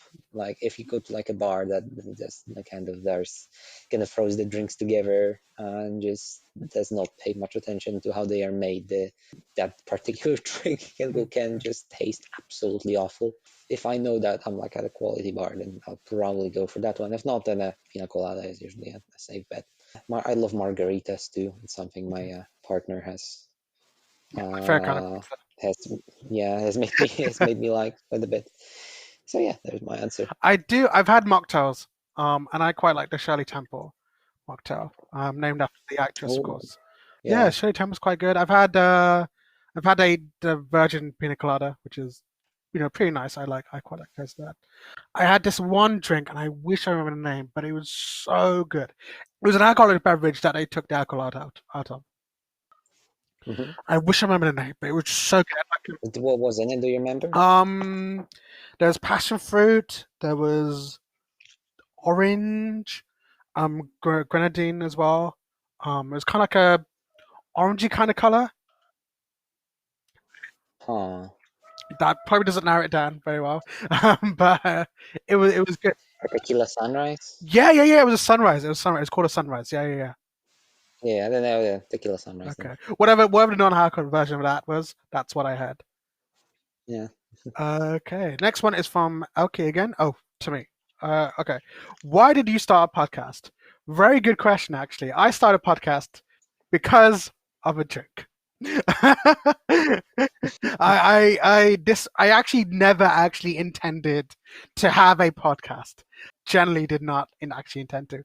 All I did was I made a post in late July where I said the Yescast, where I invite a different Fedi friend on each week and we discuss memes, fun, and the escalating security situation in Nigeria's coastal provinces. That was it. That was the whole joke. Oh, That was it.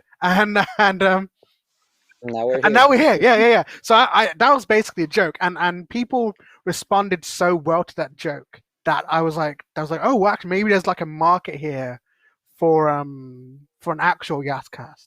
And that was in late July, and I kind of had the ideas of putting it together for like a long while since that post, Hmm. and obviously only now have I kind of really gotten around to doing it in a very kind of actual proper way. I mean things just kind of got in the way, yeah, but now we're here, and now we're finally finally there. So yeah, I mean, first I had to get reliable internet first, and then I had to come back from holiday, and then I had to kind of sort out the guests and stuff and all that, and also how to actually record it and distribute it. But the success of the first episode is beyond my wildest dreams. Like, I mean, the last time I checked, which was early this morning, the first episode has around about 220 listens, which I think is just Hmm. astronomical. I was expecting like Yeah. maybe like 10 or so, 10, 20, 50 at the most. But no, that's 220, and that's probably an underestimate because of how RSS works. Yeah. Oh, that reminds me something. What introduced me to I was thinking before that the Yascast kind of sounds like Yogscast, like Oh right, okay. the channel. And the funny thing is, like Yogscast, I used to like watch Yogscast Right. very much as a kid. Basically, it was like around the time when I was like middle school teenager, where I was like becoming like confident with using English and whatnot, and I just kind of really enjoyed their content and whatnot. And actually, Yogscast were the ones who introduced me to the concept of a Right. podcast. It's kind of funny. It's just kind of funny. It like kind of sounds similar, and now I'm in a Yascast, which sounds very, Yeah, it comes full circle in a way. familiar. Wait, also, the way I would listen to it is like the most like Fedi, like very strange way, because in middle school I had my PSP, uh, Oh my god. and and basically the PSP had an RSS feature on it. The Yokpod was their podcast was called, that had this like own RSS feed, and basically I just had the RSS feed link, just tapped into that reader app with my PSP, and I would just download the podcasts onto the That's PSP, so and I would just listen to them fantastic. like that. So Yeah, I've seen someone listen to last week's episode on a 2DS. No, sorry, on a DS. And I didn't know that the DS had an RSS reader, but there we go. And wow, Wow. yeah, and they were like see, and they'd obviously committed to it because the photo they took, they were like 50 minutes in, so it wasn't like they'd taken the photo just to post it. They were seriously listening Wow. on this DS, and I thought, wow, that's a very That's that's amazing. amazing. That's such a funny thing to do. To listen to your friend's podcast on on a DS. But I think what's interesting is that the reach has been so insane because I've seen people who so I definitely don't know talking about it. I'm like, you don't even know me, man. Like, why is this so intriguing to you that you're going to listen to it? I mean, like, fair enough, kind of thing. But yeah, so yeah, to answer the question, I started because I made a joke about it, thought that actually maybe this is a real thing, and now it's a real thing. So yeah, it is the Ascast. The Ascast is this. And a question for you, and for me if I've played it, Yeah. which I haven't. I so this is from Elk's friend. I have very bad ADHD and never played D&D in my life.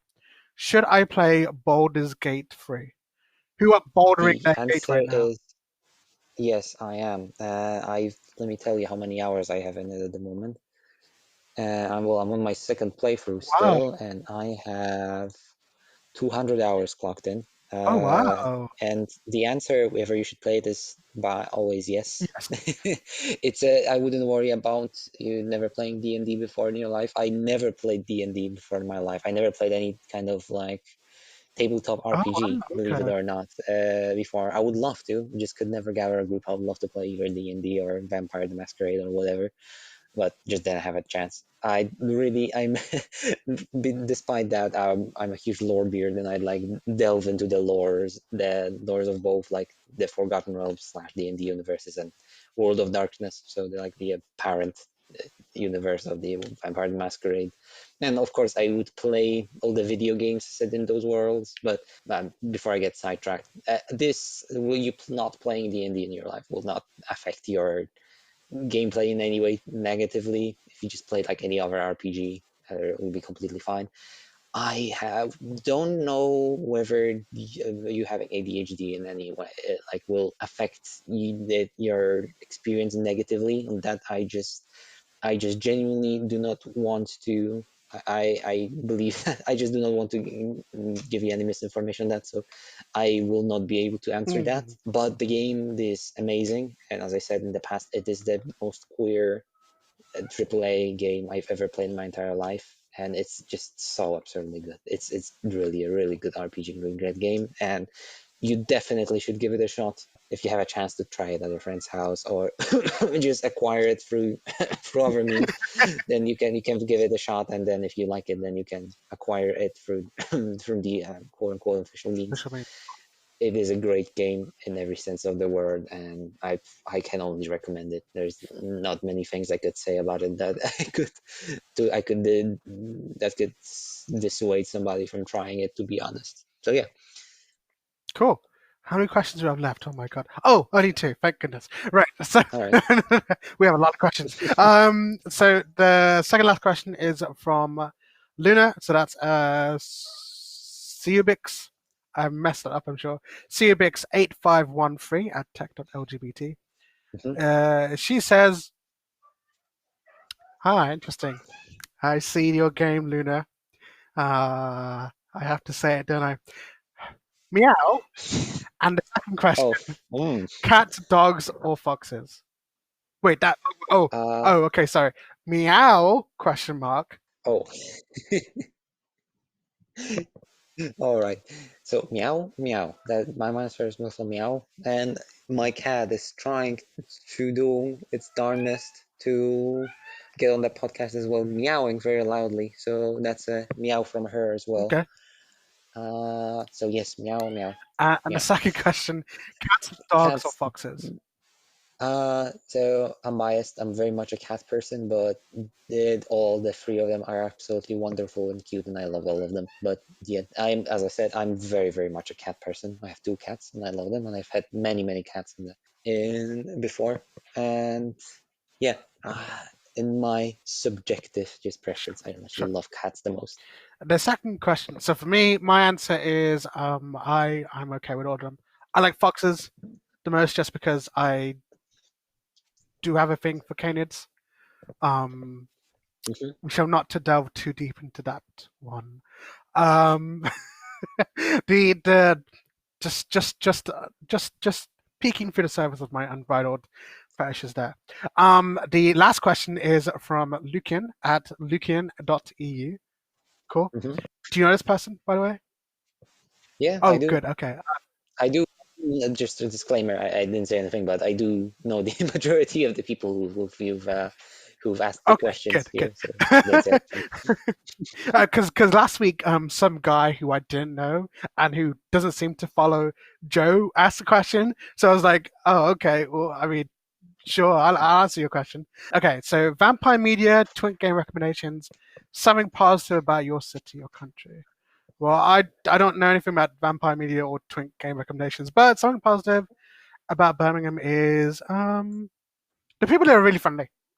It is a lot different to other cities like London or Manchester. When I went to, I mean, London is a big city, so everyone there is kind of their own little bubble, and it's just difficult to kind of just exist there. I mean, Birmingham is big, right? But it's not London big. So just completely different world there. When I went to Manchester, people kept bumping into me and wouldn't apologize, and I was like, "What?"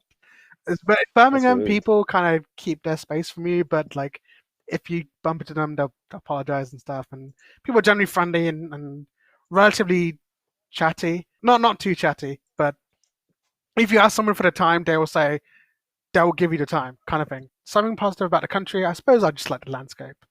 If you're not in a city, that is. Yeah, that's fair. That's fair.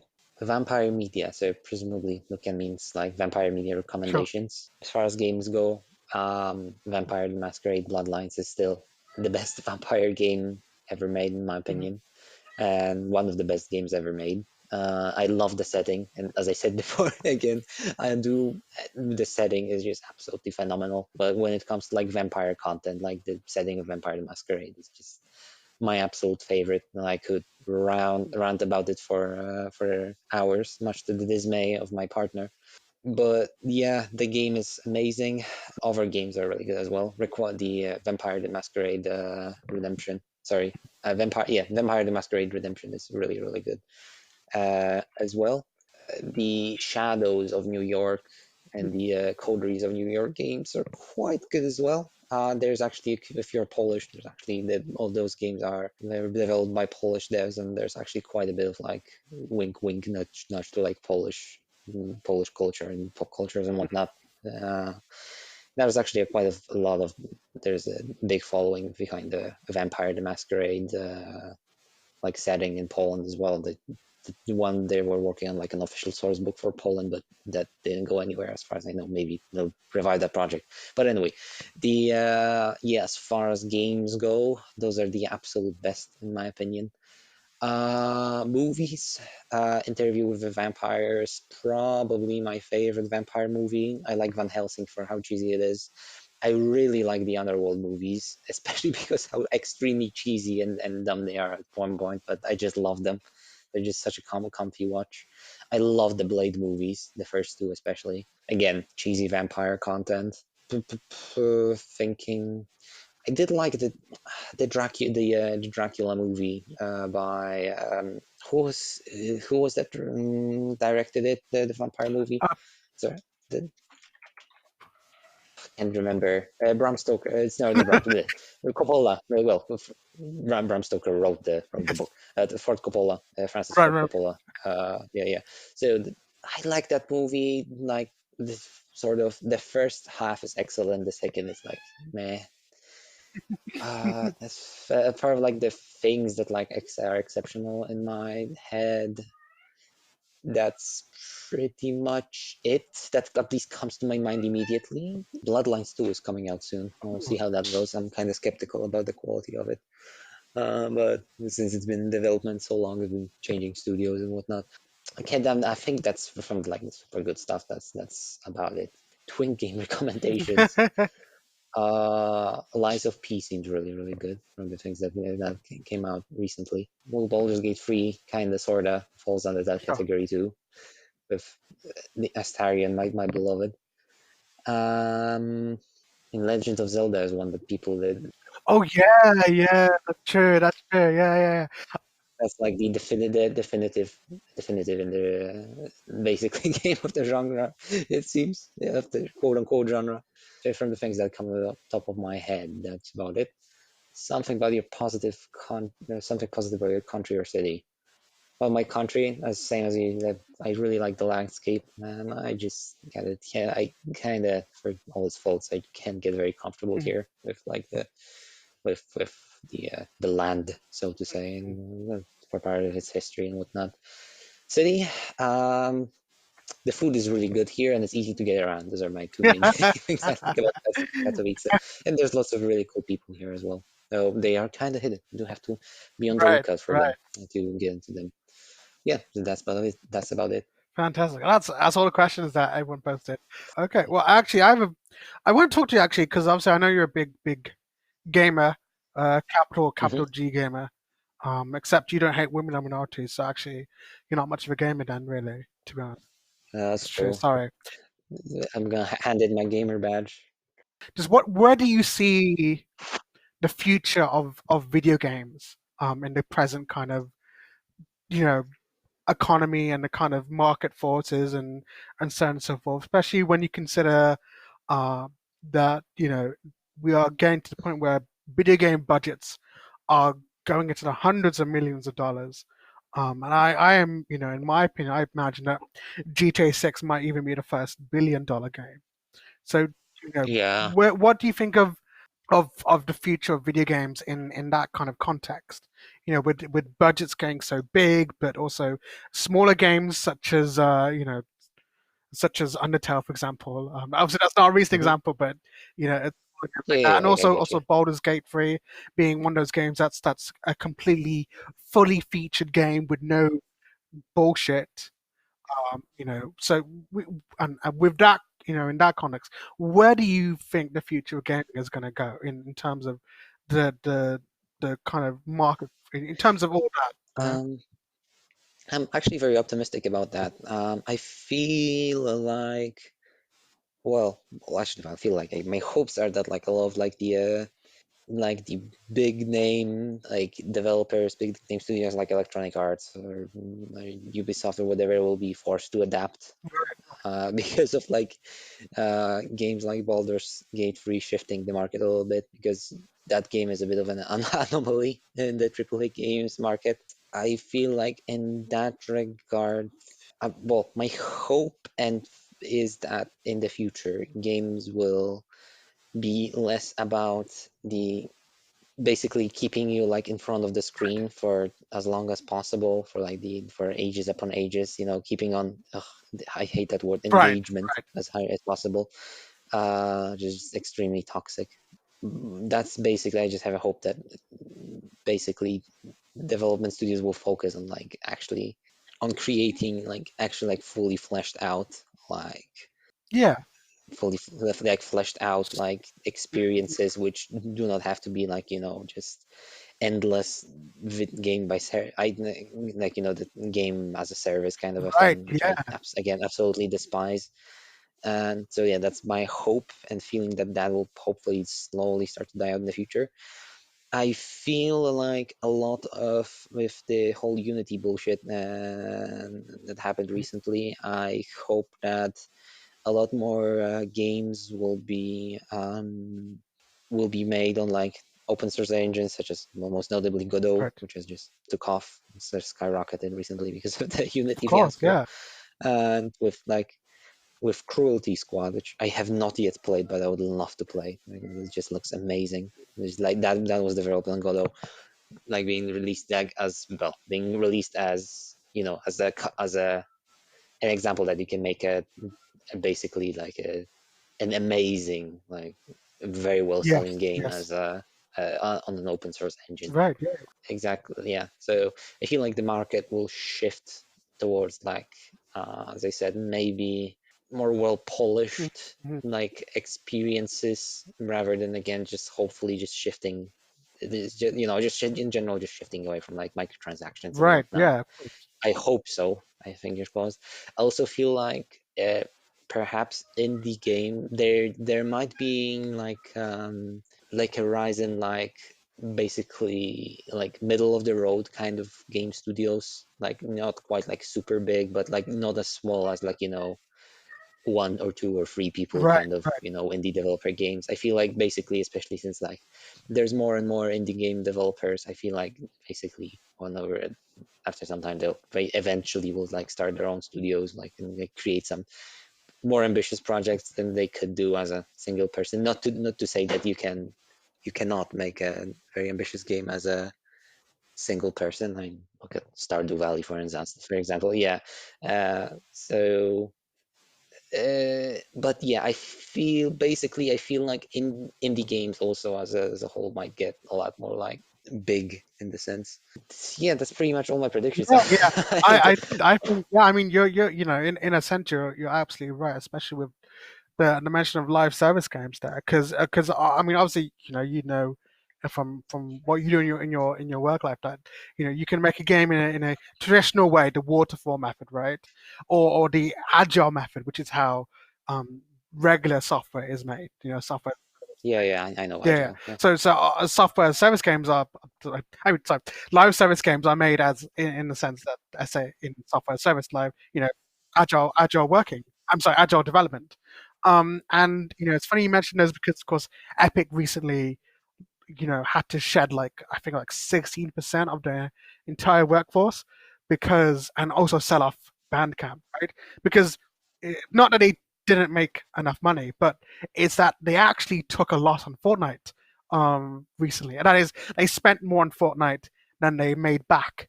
So and every developer every publisher wants their own Fortnite, and they have tried and tried and tried and tried and tried and tried and tried and tried to make their own Fortnite because Fortnite is the kind of the gold standard in terms of a popular free to play game, right?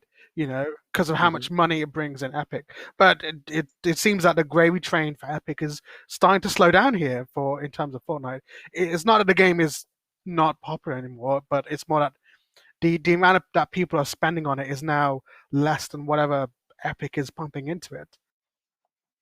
exactly. Yeah, so it really feels like the a bubble is Yes, about yes, to it's a burst, bubble, isn't right? it? And if Epic is having trouble with Fortnite, then what does that mean for Sony, Ubisoft, EA, and so on and so forth? I mean, Sony killed Hyenas, which was supposed to be yet another free-to-play shooter before it even launched, and they literally finished all the development work, and they killed it before it even had a chance to go live. So, Yeah, that's and that's scary. the scary thing Like, about it, because you know what, that situation reminds me of like situations in right, Hollywood or Netflix or whatever when like they like create a show, like bring it to their finish and they never yeah, release yeah, it. exactly, because the marketing conditions basically say that it's much better to write the whole thing off than it is to push Yep. it out and maybe eke out a few maybe eke out something from it. But the thing is that live service games are free, so they gotta make a big splash when they go out the door. Otherwise, you just get shit canned. Consider something like Exactly. the Marvel one. What was it called? The Avengers one, uh, by Square Enix. The hmm Marvel whatever it's called. Yeah, Avengers, whatever. No. Avengers Assemble was Yeah, it? Guardians of the Galaxy. I have no No, no, no, idea. no. I don't know. I don't know much about Guardians of the Marvel. Galaxy was their single player experience. No, no, this was the event, whatever. The Avengers one is the one I'm talking about. But they basically, you know, it sucks. But there's this expectation in free to play games that it's if it's not immediately popular after it's pushed out the door, then it's just not worth keeping around. And that's true of this Marvel game, which I think this week is closing because it just didn't make Square Enix enough money. And the thing is that all free to play games are basically copying Fortnite with the first person shooter aesthetic. I mean, to be clear, Fortnite did copy from PUBG and PUBG copied from whoever, right? But Fortnite is the definitive example here. And also PUBG was you have to pay for PUBG anyway, so it doesn't matter. But yeah, the point remains. What I'm making is that if Epic is having trouble with Fortnite, and Fortnite is like the biggest media product on this entire planet, second to like Disney or whatever, what does that bode for the rest Hmm. of the industry in terms of free to play games? Hopefully, a good thing. Hopefully, it means that they will start to scale back their ambitions in free to play games. They'll make a better, solid experience of traditional games, because you know and the microtransactions just are no longer cutting it, and especially in an economy like this, where no one is, discretionary spending is on the low. It is probably the market is probably going to swing back to making games that are like 20, 30 hours long at best. And instead of packing them full of collectibles and find this token here kind of bullshit, the classic, like the classic Far Cry Ubisoft model of go here, do this, then here's a bunch of collectibles. Hmm.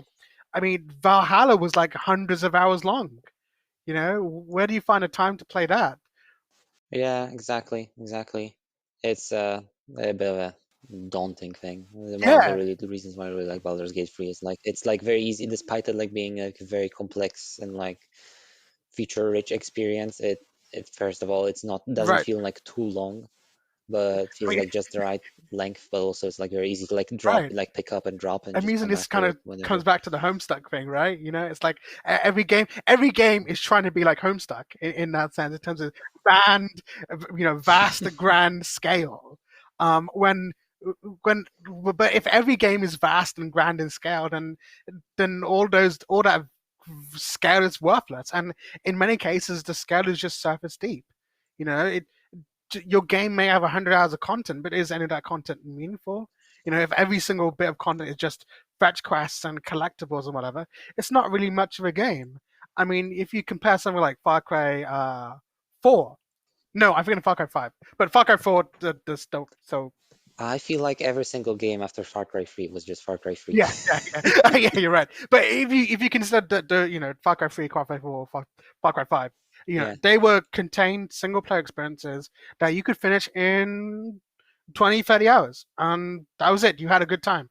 Now compare that to Assassin's Creed Valhalla, and well, where's there's too much gunk.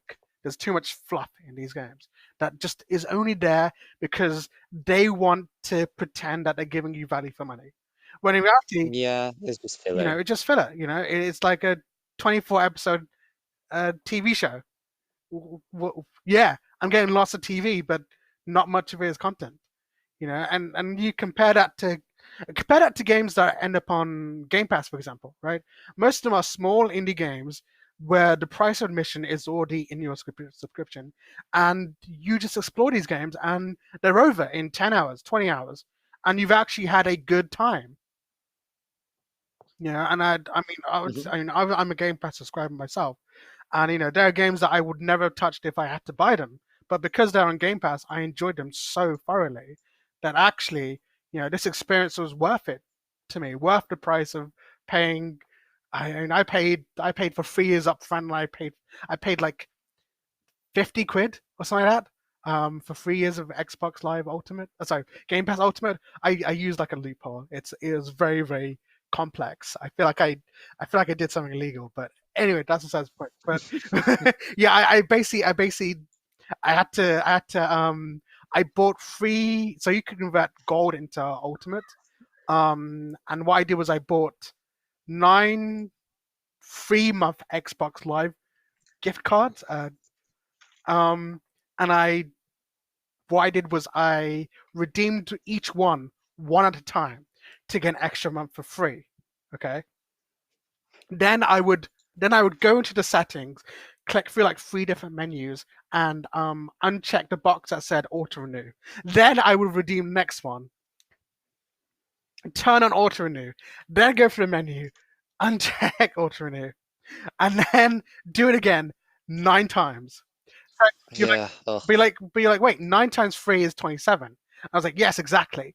Because by adding each, so basically by turning auto renew on and then off again, I would get a month extra each time. So I'd end up with 36 months in total. and then you buy like 1 month of Game Pass Ultimate, and that all converts Yeah, into Game Pass Ultimate. And I think they may be closing that loophole now because of the current financial situation. But yeah, so I have about, I think, like a year and a half left of this. So yeah, hopefully I don't have to pay full price, because then that's like, oh, because it's £11 a month I pay full price, which is yeah, much more expensive than paying 50 quid in one go. But that's it. yeah. I never had Game Pass actually, but I've been warming up more and more to it. Yeah, But at the same time, I have such a you have huge such a backlog huge of backlog. games I have to get. It doesn't. Yeah, yeah, of course. I mean, Yeah. for obviously for me, like I said, the value is in all these games that I get to experience without having to pay anything extra. And many of these games that I enjoyed on Game Pass, I do end up buying anyway, because I want to preserve. I want to, one, say, hey developer, here's some money for your hard work, but also because I want to preserve these games if I ever want to show them to someone, on my Xbox. Games like Beacon Pines or Lana's I forgot to tell you, but Lana's something. Or Spiritfarer, absolutely one, a gorgeous game that everyone should play. I would never experience these without Game Pass, and I feel like that is the counterweight. I mean, it's not necessarily counterweight, but it's a good opposite to the 100-hour plus experiences that cost like 60 quid. It is much better to have Hmm. a good experience that costs less. Exactly. I agree. It is much, much. It is just there's just Yeah, yeah. well no reason for it to It's be always. I overwhelming. mean, it's interesting because you talk about mid-sized studios, but like if you went back 15, 20 years, those mid-sized studios would actually have been big studios back then. Yeah, they were giant. And now video game studios are so big, and I think that's probably what it is. That these studios are so big, they have hundreds of people working on each project. That it's like too many cooks spoiling the broth. You know, when everything is kind of split out and separated and put into different subsidiaries and whatnot, it's like, well, actually, can you really make a cohesive product if there's 150 people working on it and all of them live in like different time zones or whatever? It's not impossible, but when you Yeah, can consider AAA games today, there's always something wrong with them. There's always jank. There's always something that feels unfinished. Like I remember playing Watch Dogs Legion, and even the game was complete, it just felt a little bit off in some way. And I feel like that's a result of the fact that there's just so many people making games for just one game that it that it's just way too big. yeah, I certainly can see that. It just not appropriately scaled. Yep, yep, yep. So I No, mean, the one thing I do want to ask you is, of course, yeah. you know, you are having upcoming elections. I think in November, right? No, that's this month, and Oh, fuck! Holy shit. it's the election's in 13 days Oh actually, in wow! 2 So weeks. it's a couple of weeks until the election. Yep. Um, do you think this will be? I mean, obviously, it's a very, very, very important election for Poland. Oh Um, yeah. Yes. Well, this is why one of my Polish Fedi friends said that. Well, I would say that they are the most important elections since the fall, since since basically since the fall of yeah, communism. yeah, But as my friends, as my Polish friend said, every single election in Poland has been like that since then. So, but this one even uh, more so. I mean, in my opinion, of course, it's a choice between. I agree. So obviously, the choice between the continuation of the Lone Justice Party under Dudas, right? Hmm. Yep, under Dudas, versus the liberal reformist tack of Donald Tusk, who obviously is a good statesman, a good Polish statesman as well, and he's obviously the best choice for the job. He's kind of like he's almost like a Lula in that sense, reference to. Yeah, I mean, But obviously, he may not be the best 100% choice, but no, he's he's definitely not. But yeah, he's just been it's difficult because obviously elections like this are cropping up kind of all over Europe. The choice between the authoritarian hard right versus like, yeah, the like a boring liberal. versus the boring liberal, Yeah, and like Slovakia 2 days ago, for instance. Yeah, yeah, like Slovakia, and of course in the UK, it's yeah, it's a choice between the the very authoritarian, very hard right Conservative Party versus the slightly less hard right, you know, Labour Yeah. Party. You know, and obviously, you know, electoralism isn't gonna stop Polish hard right, Oh no. Yeah. it is still obviously very important that the Law and Justice Party are kicked out. Mhm. Um, but you know, obviously, I want to get your thoughts on that as someone who is. Well, I guess my my only hope, my main hope, um, well, first things first. I feel like the polls so far, well, they've been very, very kind of cutting it close on how the results are gonna be. It's Right. kind of hard to say. Probably I would hold off on looking at them basically because it's just kind of hard to say like with the current climate like what the results are gonna be, but I feel I can narrow it can be narrowed down to two scenarios. Mhm. One is, well, in either way, there's absolutely no way that peace will have the like a complete majority like they had the previous parliamentary election. That is just impossible right now. What is possible, however, well, let's have two scenarios. So one is the very bad one, and there's one which is an okay one. That's Mhm. basically the two scenarios I can foresee happening. So the first one, the good one, is basically the opposition. So KO, so the Donald Tusk's like the general like coalition party, the Trzecia Droga, which is like this, no, literally just translates to third way, which is like a kind of like a populist. Again, it's a coalition party comprised of like a PSL, which is like a agrarian farmers party, Right. Sure. and Polska 2050, which is Oh, kind of like a Chris. liberal populist movement, I would describe it. They enter a coalition together, and then you have Lewica, which is again another coalition party composed of three left-wing parties. So SLD, Wiosna, and Razem. The last one being the closest to my heart, at least when it comes to political climate. The first scenario entails that these three, let's say, big coalition parties have will basically Alliance. will together they will have the majority in the parliament, and they will outweigh both Peace and Confederacja. And Peace, for references, the so far ruling party, and Confederacja are just like absolutely, like extreme right wing neo Nazis, capitalist neo Nazis, pretty much. Right. That's basically just yeah, they're just insane. That's the right wing insane people that basically, and they're too incoherent within their own ramblings to even give them like a like a specific flavor, the far right.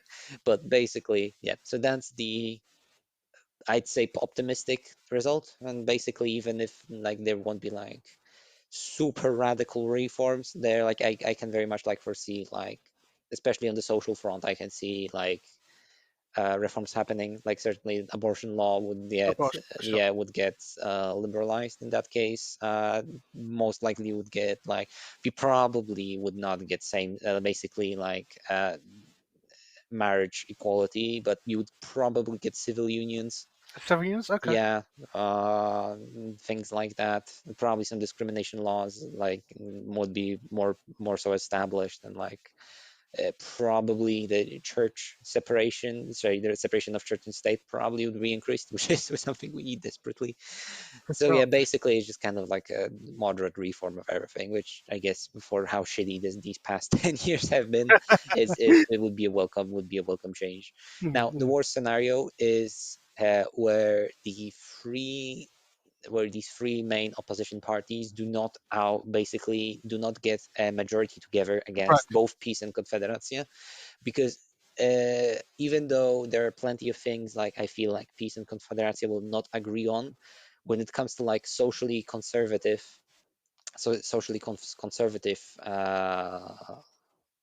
sorry, let me start Opinions. again. When it comes to like Sure. socially, well, the reforms on the social front. Right. So, like again, like same-sex marriages, abortion, and so forth, discrimination laws, religion.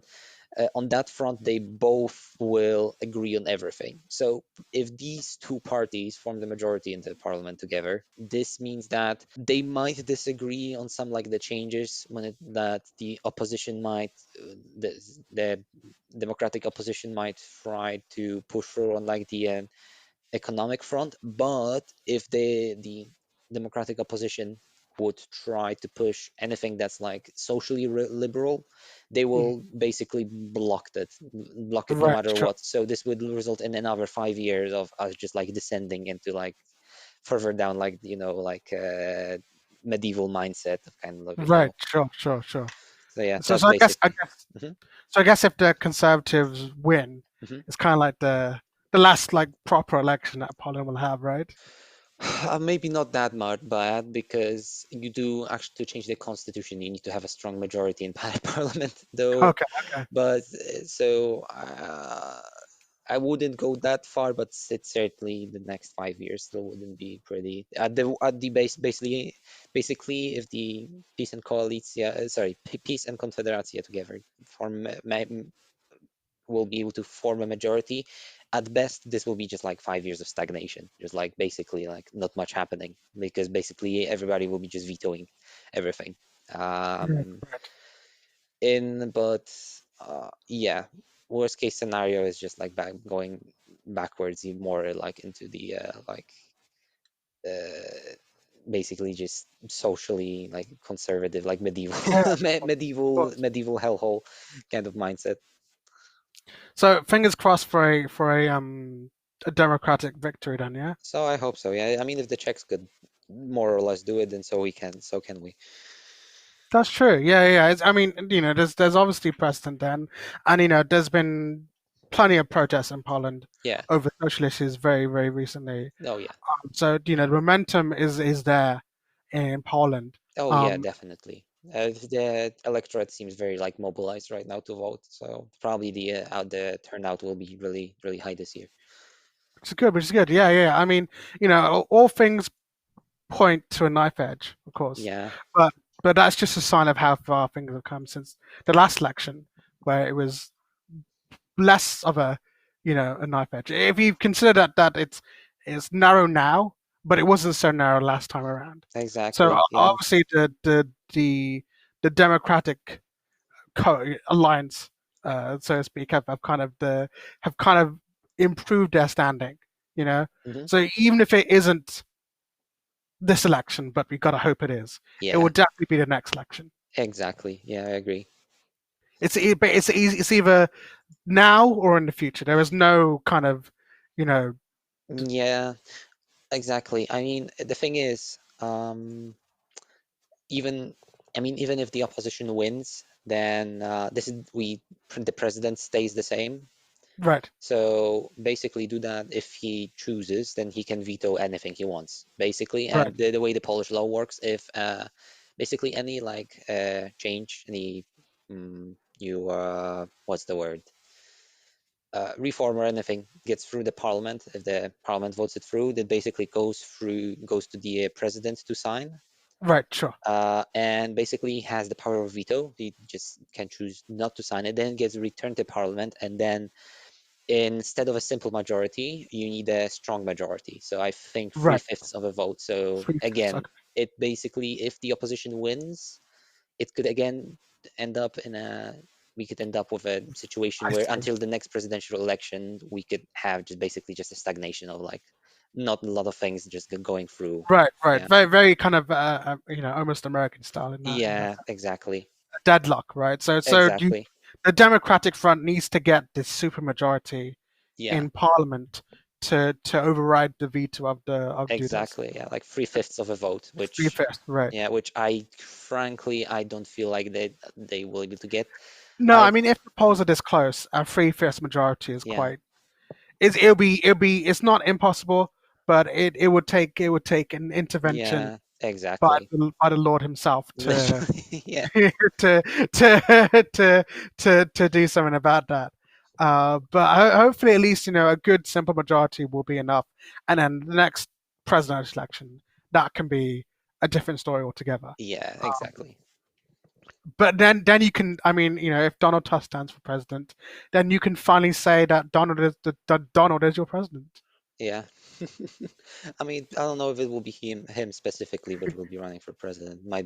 Probably might be somebody else from his party. Probably might be Right, right. Trzaskowski, who was the current president of Warsaw, and I basically see. he ran against Duda in the past. He might end up running again, but yeah, we'll see what the political climate will be like at the presidential elections, which are in 2025, if I remember correctly. Ooh, Yeah, okay, that's quite some time away. yeah. So Actually, you do remind me of something. So on Facebook, I got into a little heated argument with an Americano. This is before Brexit, by the way, mhm. just to give you the time frame. And and he was like, "Oh my God, you know, shut the." He was like, "Oh, you frothing at the mouth, like, oh, you liberals, you won't accept that, that Donald is your president." And I'm like, "You're right. You know what? You're right. Donald is my president." Then I sent him a link to presidency of the European Commission. Uh, Oh, and of course, that was Donald Tusk. So you know what? He was right. The Donald is my president. oh yes. Right. Well, we've been at this for the required amount of time. I think Oh yeah. I'm happy to call it. I'm happy to call it a session for today. Myself as well. It was very enjoyable to talk Okay. with you today. Thank you. It was very Thank you enjoyable. very much for having me. You're very welcome. You're very welcome. Thank you, Chris, for coming along. I really appreciate it. Chris No has been worries at all. such a wonderful guest, so soft spoken and so attentive. I really appreciate it. I'm not that great. Yes, you are. Don't be like that. You are the most handsome fanboy ever. Anyway, Uh, this episode, this episode of Yascast was hosted, edited, produced, directed by Yasin. Guest starring Chris. Recorded in the beautiful, random, manufactured home, floating with no direction or propulsion. Good night.